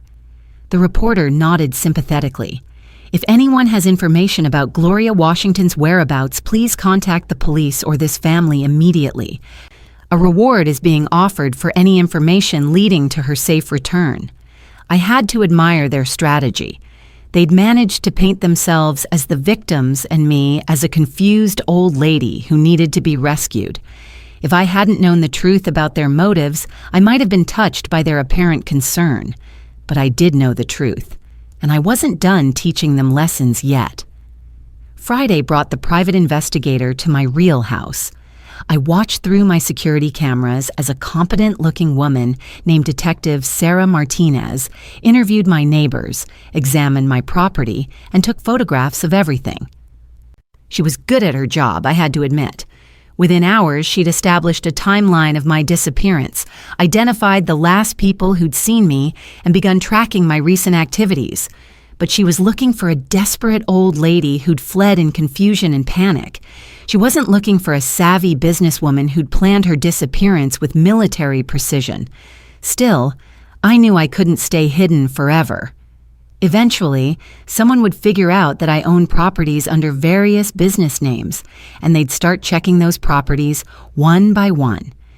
Eventually, my children would realize that their incompetent old mother had outsmarted them completely. But I didn't need forever. I just needed long enough to teach them one final lesson. Saturday morning, exactly 1 week after my birthday dinner from hell, I made a phone call. Channel 7 News? I'd like to speak to someone about the Gloria Washington story. Chapter 9. The Revelation. This is Janet Morris, Channel 7 News. I understand you have information about Gloria Washington? I do, I said, disguising my voice slightly with an accent I'd learned from watching British mysteries. I know where she is. Where? Is she safe? She's perfectly safe. In fact, she asked me to call you. She'd like to set up an interview. An interview? She's willing to talk? She has a story to tell about why she disappeared and about what her family was really trying to do to her. There was a pause. What do you mean? I think she should tell you herself. Can you meet her tomorrow afternoon? She'll choose the location. Of course. What time? 2:00. I'll call you tomorrow morning with the location details. Wait, can I ask who you are? How do you know Mrs. Washington? I'm a friend. Someone who's been helping her during this difficult time. I hung up before she could ask more questions. Next, I called my children, all 3 of them, one by one. David, this is a friend of your mother's. Who is this? Where is my mother? Is she okay? She's fine, but she wanted me to tell you something. She's going to be giving an interview to Channel 7 News tomorrow afternoon at 2:00. She wanted you to know, in case you wanted to watch. An interview? About what? About why she disappeared. About what you and your siblings tried to do to her. What do you mean? We didn't do anything to her. Didn't you? She has a very different story to tell. You might want to tune in. I hung up and made identical calls to Sandra and Michael. By the time I'd finished, all 3 of my children were in full panic mode again. Sunday afternoon, I drove to the television station in a car I'd rented under one of my business names. I'd changed my appearance slightly. Different hairstyle, makeup, clothing. Not enough to look like a different person, but enough to look like someone who'd been through a difficult ordeal. Janet Morris was waiting for me in the station lobby, along with a camera crew and a producer. They'd obviously been expecting a fragile, elderly woman who needed their protection and support. Instead, they got me. Mrs. Washington? Janet approached cautiously. I'm Janet Morris. Thank you so much for agreeing to speak with us. Everyone's been so worried about you. Have they? I asked, studying her face. Everyone? Something in my tone made her pause. Yes, of course. Your family has been frantic. They've been searching for you all week. I know. I've been watching. We moved to the studio where I sat across from Janet under the bright television lights. She'd prepared questions about my disappearance, my welfare, my state of mind. She was expecting to interview a confused, possibly exploited elderly woman who needed to be returned to her loving family. She was not prepared for what she got instead. Mrs. Washington, she began gently, your family has been very worried about you. Can you tell us where you've been this past week? I've been in my townhouse on Elm Street, watching my children tear my life apart looking for me. Janet blinked. Your townhouse? But your family searched everywhere. They hired a private investigator. They searched my primary residence. They hired an investigator to look for a helpless old lady who'd wandered off in confusion. They never thought to look for a competent businesswoman who'd planned her own disappearance. You planned your disappearance? Of course I did. Just like my children planned my betrayal. I'm sorry, I don't understand. What betrayal? I looked directly into the camera, knowing that my children were watching, knowing that they were beginning to realize their nightmare was just getting started.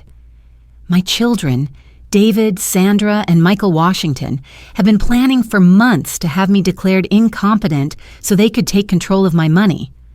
Last Saturday, on my 55th birthday, they ambushed me at dinner to tell me they wanted to put me in a nursing home and liquidate my real estate empire. Janet's eyes widened. That's a very serious accusation. It's not an accusation. It's a fact. They researched senior living facilities, consulted lawyers about asset transfers, and developed a comprehensive plan to steal everything I've worked for. They were just waiting for the right moment to implement it. But surely they were concerned about your welfare. I laughed, but there was no humor in it. Were they concerned about my welfare when I was working 3 jobs to put them through college?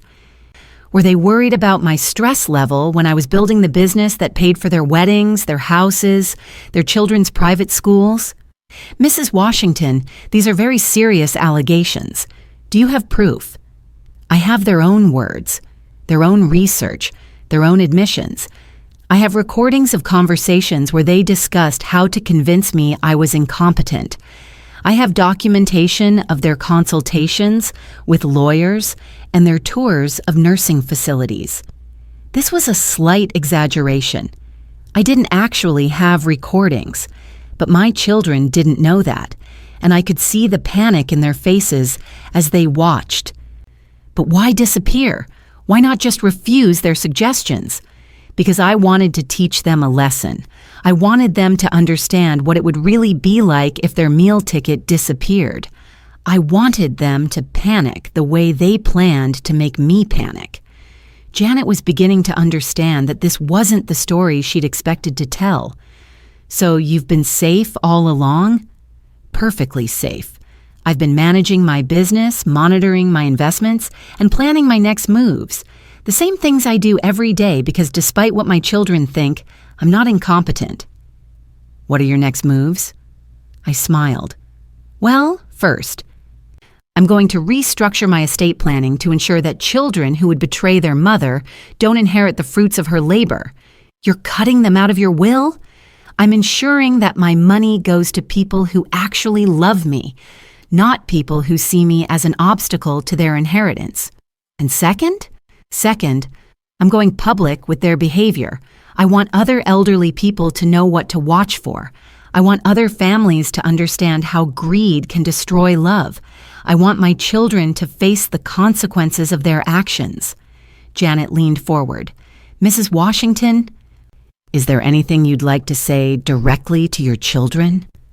I looked into the camera again, knowing that David, Sandra, and Michael were watching, knowing that their friends and colleagues and neighbors were watching too. I have something to say to all 3 of you. For 30 years, I put your needs before my own.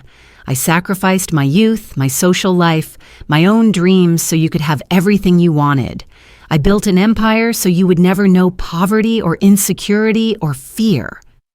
My voice grew stronger, more commanding. I raised you to be better than this. I taught you about hard work, about integrity, about treating people with respect.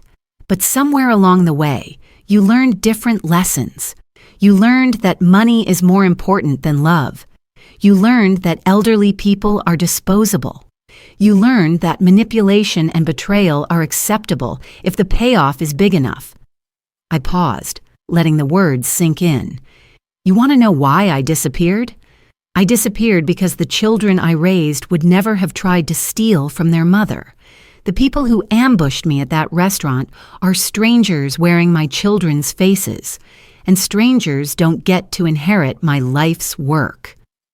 Janet was quiet for a moment, clearly moved by the emotion in my voice. "Mrs. Washington, do you think there's any chance for reconciliation with your family?" Reconciliation requires recognition of wrongdoing. It requires genuine remorse. It requires a commitment to change. So far, I've seen none of those things from my children. What if they apologize? Apologies without changed behavior are just words. My children aren't sorry they tried to steal from me. They're sorry they got caught. "Where do you go from here?" I smiled, and for the first time in the interview, it was a genuine, happy smile. "I go back to living my life on my own terms. I go back to being Gloria Washington, successful businesswoman, property owner, and woman who doesn't need anyone's permission to live her life. I go back to being the person I was before my children tried to convince me I was too old and incompetent to be myself." And your children? My children can go back to living their lives on their own terms, too, without my money to support their lifestyle choices, without their inheritance to pay off their debts, without their meal ticket to solve their financial problems. I stood up, signaling that the interview was over. "Thank you for giving me the chance to tell my story, Janet. I hope other families can learn from our mistakes." As I walked out of the television studio, I felt lighter than I had in months. The truth was out. The game was over. The lesson was taught. Now it was time to see if my children had learned anything from it. Chapter 10, The Reckoning. The interview aired that evening during the 6 o'clock news with teasers running all afternoon. Missing Woman Speaks Out. Was her disappearance really about family greed? By 7 o'clock, my phone was ringing off the hook. The townhouse phone, which my children didn't know about. Patricia was screening my calls, but she couldn't keep up with the volume. "Gloria, honey, you've stirred up a hornet's nest," she laughed when she called me. "The whole city's talking about this. My phone's been ringing for 2 hours with people wanting to know if I've talked to you." What are people saying? Most people are furious with your children. There's a lot of sympathy for you, but Gloria...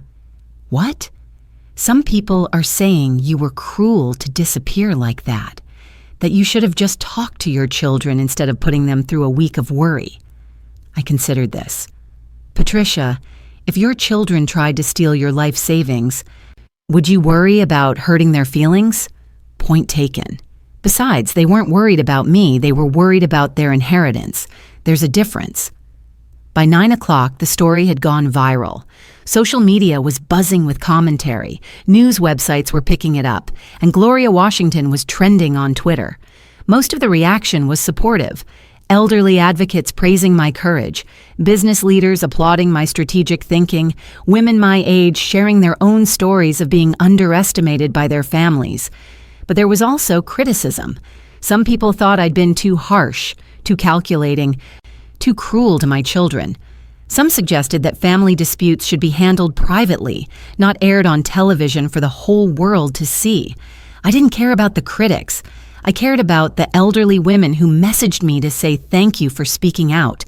I cared about the adult children who said my story had made them rethink their assumptions about their aging parents. I cared about the families who said they were going to have honest conversations about money and expectations because of what I'd shared. Monday morning brought the consequences I'd been waiting for. David called first, his voice shaking with rage. "How could you do this to us? How could you humiliate us on television like that?" I told the truth, David. If that humiliates you, maybe you should think about why.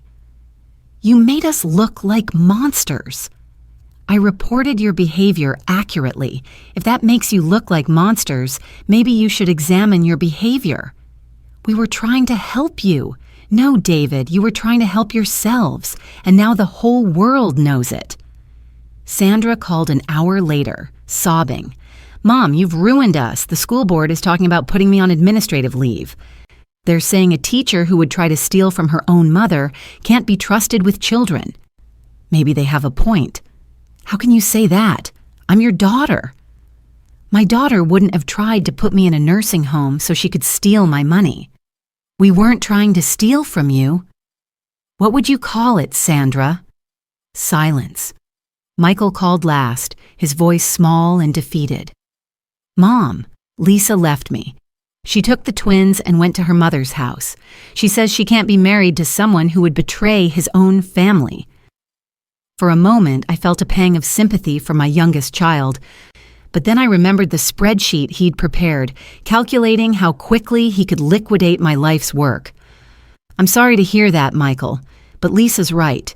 You did betray your family." "I never meant for things to go this far."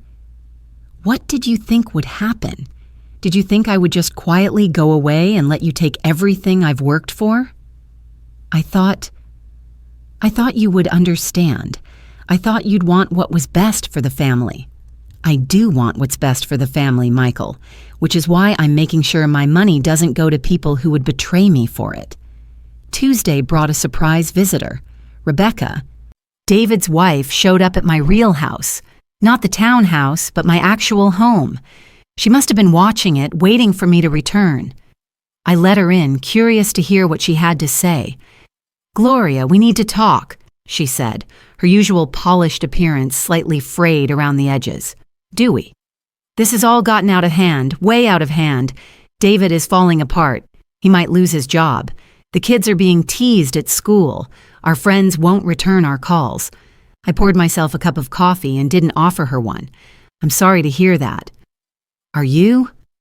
"Because you seem pretty happy about destroying our lives." "I didn't destroy your lives, Rebecca. You did that when you decided to try to steal from me." "We weren't trying to steal from you. We were trying to help." I set down my coffee cup and looked at her directly. "Rebecca, let me ask you something. If I had been living in a small apartment on Social Security with no money and no assets, would you have been concerned about my welfare? Would you have suggested I move to an expensive senior living facility? Would you have researched trust structures and estate planning?" She opened her mouth, then closed it again. "Of course not. Your concern for my welfare was directly proportional to the size of my bank account. You saw me as an ATM, not as a person. That's not true, isn't it? Tell me honestly, Rebecca, when you toured Sunset Manor, were you thinking about my happiness and comfort?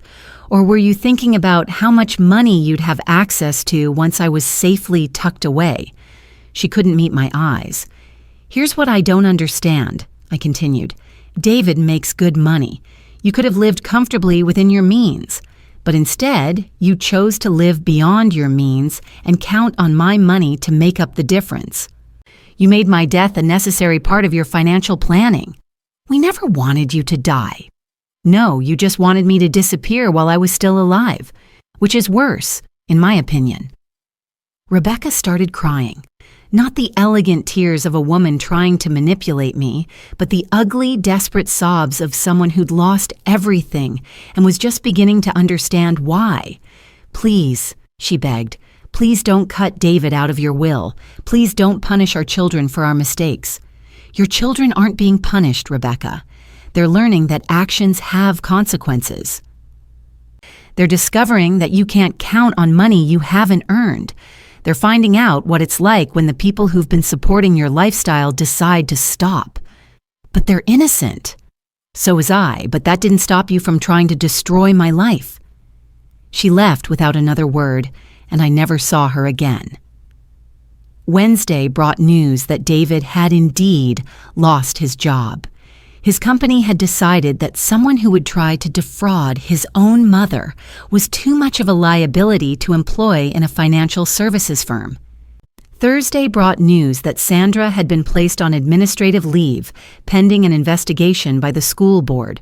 Friday brought news that Michael and Lisa were getting divorced, and that Lisa was seeking sole custody of the twins. I should have felt triumphant. My children were facing the consequences of their actions, just as I'd intended. They were learning what it meant to lose everything, just as they'd planned to make me lose everything. But instead, I felt empty. These were my children, my babies, the people I'd loved more than my own life for 30 years. Watching them suffer should have satisfied my desire for justice. But instead, it just made me feel old and tired and sad. Saturday morning, 1 week after my television interview, I sat in my real living room drinking coffee and staring at the family photos on my mantelpiece. Pictures of birthdays and graduations and holidays, captured moments when we'd been happy and unified and loving. Had it all been a lie? Had my children always seen me as nothing more than a source of money? Or had something changed along the way, some shift from love to greed that I'd missed? I was still sitting there when my doorbell rang. Through the peephole, I saw all 3 of my children standing on my front porch. They looked awful, tired, defeated, aged by the stress of the past 2 weeks. David's usually perfect hair was unkempt. Sandra's eyes were red and swollen from crying. Michael looked like he'd lost 20 pounds. For a moment, I considered not answering the door. I'd said everything I had to say to them. The lesson had been taught. Justice had been served. But they were still my children. I opened the door. Chapter 11, The Choice. "Hello, Mom," David said quietly. He looked older than his 32 years, worn down by 2 weeks of consequences he'd never seen coming. "Hello," I replied, not moving from the doorway. Can we come in, please? We need to talk to you." I studied their faces, my 3 children, the babies I'd raised, the adults who'd betrayed me. They looked broken, humbled, desperate. Part of me wanted to slam the door in their faces. Part of me wanted to gather them in my arms and make everything better, the way I used to when they were small and hurt. Instead, I stepped aside and let them enter. We sat in my living room, the same room where I'd entertained their plans for my future just 2 weeks ago. The silence stretched between us like a chasm. Finally, Sandra spoke. "Mom, we know you hate us. We know we've lost any right to call ourselves your children, but we had to come. We had to try to make you understand." "Understand what?" "That we never meant for things to go this far, that we never wanted to hurt you." I looked at my only daughter, the little girl who used to help me count rent money at the kitchen table. "Sandra, what did you think was going to happen? Did you think I would thank you for putting me in a nursing home and stealing my business?" "We weren't trying to steal your business." "Then what would you call it?" Michael cleared his throat. "Mom, I think we convinced ourselves that we were helping you, that you needed us to take care of you." "I needed you to take care of me, or you needed my money to take care of yourselves?"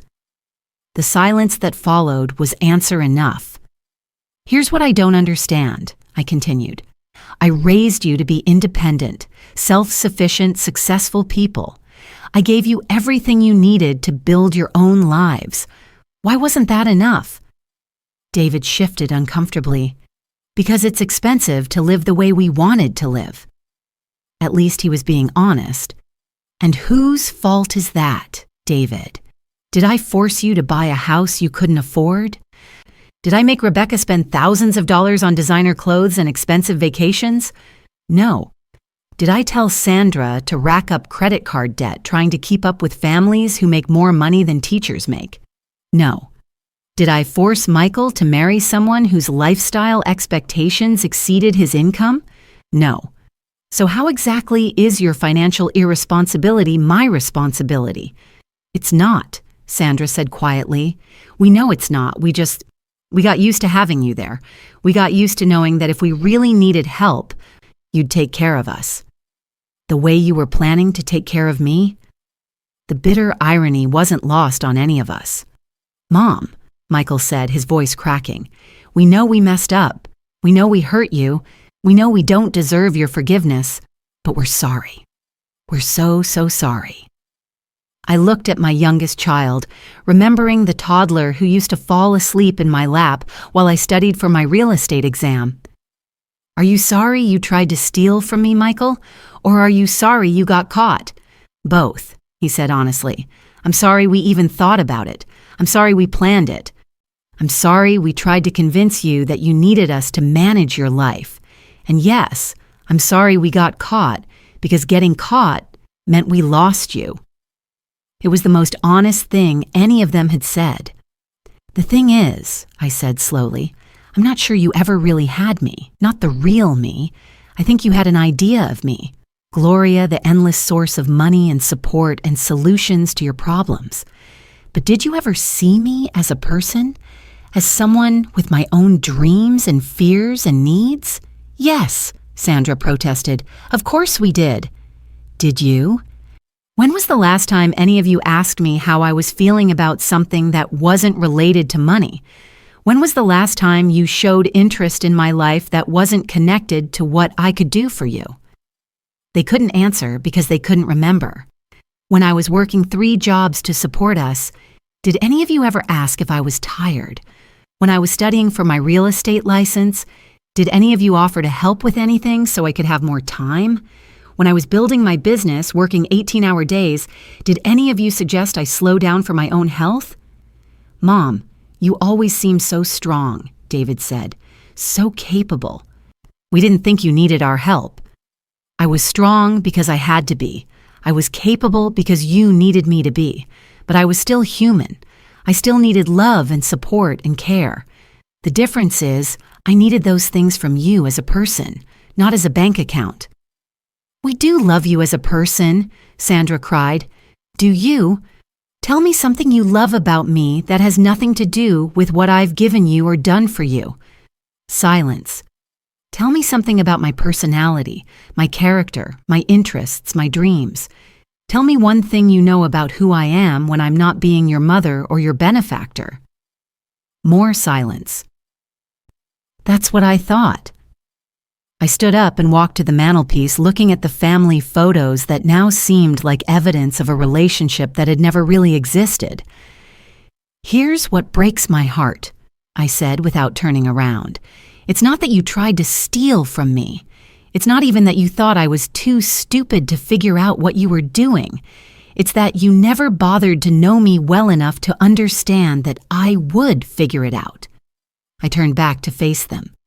You underestimated me because you never really saw me. You saw Gloria the money machine, Gloria the problem solver, Gloria the safety net. But you never saw Gloria the woman who loves jazz music and historical fiction and long walks in the park. You never saw Gloria the person who still misses your father every single day and wishes she'd had the courage to date again. You never saw Gloria the human being who sometimes feels lonely and scared and uncertain about the future. We didn't know, Michael whispered, because you never asked. In 30 years of taking care of you, did any of you ever ask what I wanted, what I dreamed about, what made me happy? We thought what made you happy was taking care of us, Sandra said. Taking care of you was my job, my duty, my responsibility. It wasn't my entire identity. But somehow, along the way, it became the only way you could see me. I sat back down, suddenly feeling every one of my 55 years. So here's my question for you. If I forgive you, if I give you another chance, what's going to be different? How do I know this isn't just another manipulation? How do I know you won't go right back to seeing me as nothing more than a source of financial support? Because we'll prove it to you, David said. We'll show you that we can take care of ourselves. We'll build our own lives without depending on your money. And how exactly are you planning to do that? David, you lost your job. Sandra, you're on administrative leave. Michael, your wife left you. Your financial problems are worse now than they were 2 weeks ago. We'll figure it out, David said. We'll get new jobs, pay off our debts, live within our means. We'll prove to you that we can be the children you raised us to be. And if you can't, then we'll accept that we lost the best thing in our lives because of our own greed and stupidity. I looked at each of my children in turn, searching their faces for signs of sincerity or manipulation. What I saw was exhaustion, regret, and something that might have been genuine remorse. I need time, I said finally. I need time to think about whether I can trust you again, whether I can love you again without wondering what you really want from me. How much time? Sandra asked. As much time as I need. Maybe weeks, maybe months, maybe years, maybe never. Mom, No, I said firmly. You don't get to set the timeline for my forgiveness. You don't get to pressure me into making a decision that's convenient for you. You forfeited that right when you decided to betray me. They sat in silence, absorbing the weight of my words. But, I continued, I will tell you this. If you want any chance of rebuilding a relationship with me, it has to start with you rebuilding yourselves. Not because you want my money back, but because you want to become people worthy of my love again. What does that mean? Michael asked. It means you figure out how to live your own lives. It means you pay your own debts, solve your own problems, and build your own futures without counting on my money to bail you out. It means you learn to see me as a person instead of a bank account. And if we do that, then maybe we can start over. But there will be conditions. What kind of conditions? I stood up again, signaling that this conversation was coming to an end. You'll find out if you earn the right to know them, but I'll give you a hint. My will has been changed, permanently.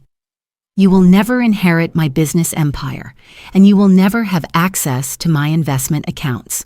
If you want a relationship with me, it will have to be because you actually want a relationship with me, not because you're hoping to profit from it. The devastation on their faces was complete. Whatever small hope they'd harbored that this was all a temporary punishment, a lesson that would end with their inheritance intact, died in that moment. You're cutting us out completely? David asked. I'm ensuring that money never corrupts our relationship again.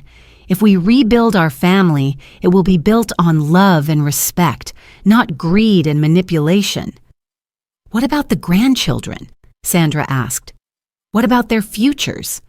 The grandchildren will be provided for through educational trusts that you will never have access to. Their college will be paid for, but the money will never pass through your hands. That's actually fair, Michael said quietly. The kids shouldn't suffer for our mistakes. It was the first selfless thing any of them had said. No, they shouldn't, which is why I've made sure they won't. I walked to the front door and opened it. This conversation is over. If you want to rebuild a relationship with me, you know what you need to do. Prove to me that you can be the people I raised you to be, not the people you became when greed poisoned your hearts. They filed out quietly, heads down. Carrying the weight of consequences they were only beginning to understand. As I watched them drive away, I felt something I hadn't felt in weeks. Hope. Not hope that they would change, that remained to be seen, but hope that I had made the right choice in giving them the chance to try. Epilogue. 2 years later. I'm sitting in my garden on a beautiful spring morning, reading the financial section of the newspaper and planning my day. At 57, I feel more energetic and purposeful than I have in years. My business is thriving, my investments are performing well, and my life is fuller and richer than it's ever been. The past 2 years have been a journey of rediscovery. Without the constant drain of my children's financial crises and manipulative behavior, I've had the time and energy to remember who Gloria Washington really is. I've traveled to places I always wanted to see: Italy, Japan, New Zealand. I've taken cooking classes, learned to paint, joined a book club, and even tried online dating, with mixed but entertaining results. I've made new friends who know me as Gloria the person, not Gloria the mother or Gloria the money. My business has expanded in new directions. I've gotten involved in affordable housing projects, using my expertise to help families who remind me of my younger self. Single mothers working multiple jobs, immigrants starting over with nothing, elderly people on fixed incomes who just need a safe, affordable place to live. I've also become something of an advocate for elderly rights. I speak at conferences about financial abuse and family manipulation. I've helped other older adults recognize the warning signs of children who see them as meal tickets rather than human beings. The Gloria Washington Foundation, which I established last year, provides legal assistance to elderly people facing financial exploitation by their own families. It's satisfying work, meaningful in a way that simply accumulating wealth never was. As for my children, that's a more complicated story. David struggled the most in the beginning. Losing his job was devastating, both financially and emotionally. Rebecca left him 6 months after my television interview, taking the children and half of what little assets they had left. He spent a year in what I can only describe as free fall. Drinking too much, bouncing between temporary jobs, living in a small apartment that was a far cry from the house he couldn't afford. But somewhere around the 18-month mark, something changed. He stopped calling me to complain about his circumstances and started calling to tell me about the steps he was taking to rebuild his life. He'd gotten sober, found a steady job at a smaller firm, and was slowly paying down his debts. He'd also started therapy to understand how he'd become someone who would betray his own mother for money. "I never thanked you," he said during our most recent conversation, "for everything you did for us growing up. I took it all for granted, and I'm sorry." It wasn't a grand gesture or a dramatic apology. It was just an honest acknowledgement from a man who was finally beginning to understand the difference between being grateful and being entitled. Sandra's journey was different, but no less difficult. The school board ultimately decided not to fire her, but the scandal followed her for months. Parents questioned whether they could trust their children with someone who had tried to steal from her own mother. Her marriage to James became strained as they struggled with debt and damaged reputations. But Sandra, perhaps because she had always been the most emotionally intelligent of my children, was also the first to really understand what she had done wrong. She wrote me a letter, 10 pages of honest reflection about how she had lost sight of who I was as a person. She didn't ask for forgiveness or money or help. She just wanted me to know that she finally understood. "I realize that I haven't really talked to you about your life, your feelings, your dreams, since I was probably 16 years old," she wrote. "Somewhere along the way, you stopped being my mother and became my safety net. I'm ashamed of that. And I'm working to become someone worthy of being your daughter again." Michael's path was perhaps the most painful to watch. Lisa's decision to leave him and take the twins devastated him in a way that losing money never could have. He fought for custody and lost, partly because of the publicity around his attempt to defraud me. He was allowed supervised visits, but his daughters were too young to understand why Daddy couldn't live with them anymore. The loss of his children was the wake-up call he needed. He began to understand that actions have consequences that extend far beyond the person making the choices. His greed hadn't just hurt me. It had destroyed his marriage and damaged his relationship with his daughters. He's been working steadily for the past year, not just to rebuild his finances, but to rebuild himself. He's taking parenting classes, attending counseling, and slowly earning back more time with his girls. Lisa hasn't forgiven him yet, but she's beginning to trust him enough to allow unsupervised visits. "I want Emma and Sophia to be proud of their father," he told me recently. "I want them to see me as someone who made terrible mistakes, but learned from them and became better. The question everyone asks me is whether I've forgiven them. The answer is complicated. I've forgiven them in the sense that I no longer carry anger or hatred in my heart. The bitterness that consumed me for months after the birthday dinner has faded, replaced by something closer to sadness for the years we lost and the trust that was broken. But forgiveness doesn't mean forgetting. It doesn't mean pretending their betrayal didn't happen. And it certainly doesn't mean returning to the relationship we had before, where I was the endless source of solutions to their problems. We talk now, regularly but carefully. They call to check on my health and happiness, not to ask for money or favors. They tell me about their lives, their struggles, their small victories. Sometimes David brings me coffee and we sit in my garden talking about books we've read or places we want to travel. Sometimes Sandra and I go to lunch and discuss her students or my philanthropic work. Sometimes Michael brings his daughters to visit, and I get to be a grandmother again. It's not the same as it was before, and it never will be. There's a cautiousness in our interactions now, an awareness that trust, once broken, is fragile even when rebuilt. But there's also an honesty that wasn't there before, a recognition that we're all flawed people trying to do better. I still haven't changed my will back.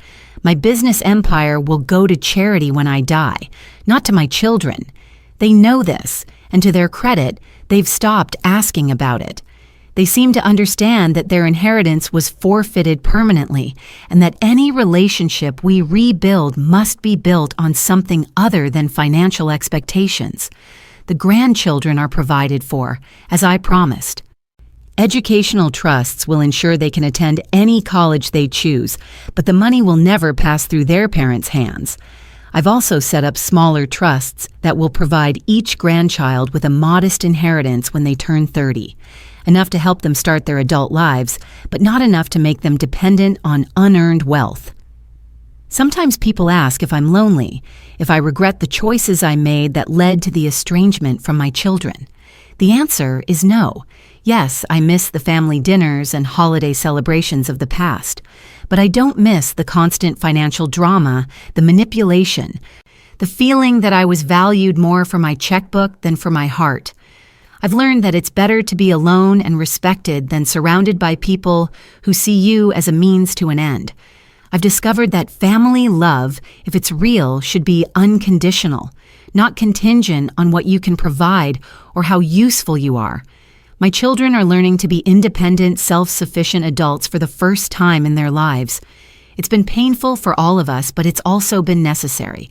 They're becoming people I can be proud of again, not because they're successful or wealthy, but because they're learning to build lives based on their own efforts rather than their expectations of other people's money.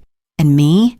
I'm learning to be Gloria Washington the individual, not just Gloria Washington, the mother or the businesswoman or the provider. I'm discovering interests and passions I set aside for 30 years while I was building an empire and raising children. I'm making friends and pursuing hobbies and traveling to places I always wanted to see. At 57, I'm finally living for myself, and it feels revolutionary. This morning, my phone rang while I was having coffee in the garden. It was Sandra, calling to tell me about a student who reminded her of me, a single mother working multiple jobs to support her children while pursuing her education. "I wondered if you might want to meet her," Sandra said. "Not because she needs money, but because I thought you might enjoy talking to someone who understands what it means to build something from nothing." It was a small thing, but it represented a fundamental shift in how my daughter saw me. Not as a bank account, but as a person with experiences and wisdom to share. "I'd like that," I told her. "I'd like that very much." After we hung up, I sat in my garden thinking about the journey that brought me here. The betrayal that shattered my world also freed me from relationships that had become toxic. The loss of my children as dependents allowed me to rediscover them as individuals. The pain of that birthday dinner led to the joy of rebuilding our family on a foundation of respect rather than obligation. I don't recommend the path I took to anyone. No parent should have to choose between their financial security and their children's greed. No one should have to disappear from their own life to teach their family about respect and independence. But if you find yourself in a similar situation, if the people you love most are treating you like an ATM rather than a human being, I want you to know that you have choices. You don't have to accept manipulation disguised as love. You don't have to sacrifice your autonomy to maintain family relationships. You don't have to let anyone, even your own children, convince you that you're too old or incompetent to manage your own life. You have the right to be seen as a whole person, not just a source of support for other people's dreams. You have the right to make your own decisions about your money, your living situation, and your future. You have the right to expect respect, honesty, and genuine love from the people in your life. And if the people who claim to love you can't provide those things, then you have the right to choose yourself. Because sometimes, the most loving thing you can do for your family is refuse to enable their worst impulses. Sometimes, the best gift you can give your children is the chance to learn they can survive without you. And sometimes, the most courageous thing you can do is disappear from the life everyone expects you to live, so you can discover the life you actually want to live. My name is Gloria Washington. I built an empire from nothing, raised 3 children as a single mother, and survived their attempt to steal everything I'd worked for. But more importantly, I survived them. I rebuilt my life on my own terms, and at 57, I'm just getting started. The shock of my life wasn't that my children wanted to send me to a nursing home on my birthday. The shock of my life was discovering that I was strong enough to say no and wise enough to disappear until they learned to see me as more than just their inheritance. It was the best disappearing act of my life. The end author's note. This story is a work of fiction, but it addresses real issues that many elderly people face. Financial abuse by family members is a serious and growing problem. If you or someone you know is experiencing similar issues, please reach out to local elderly advocacy groups, legal aid societies, or the National Center on Elder Abuse for resources and support.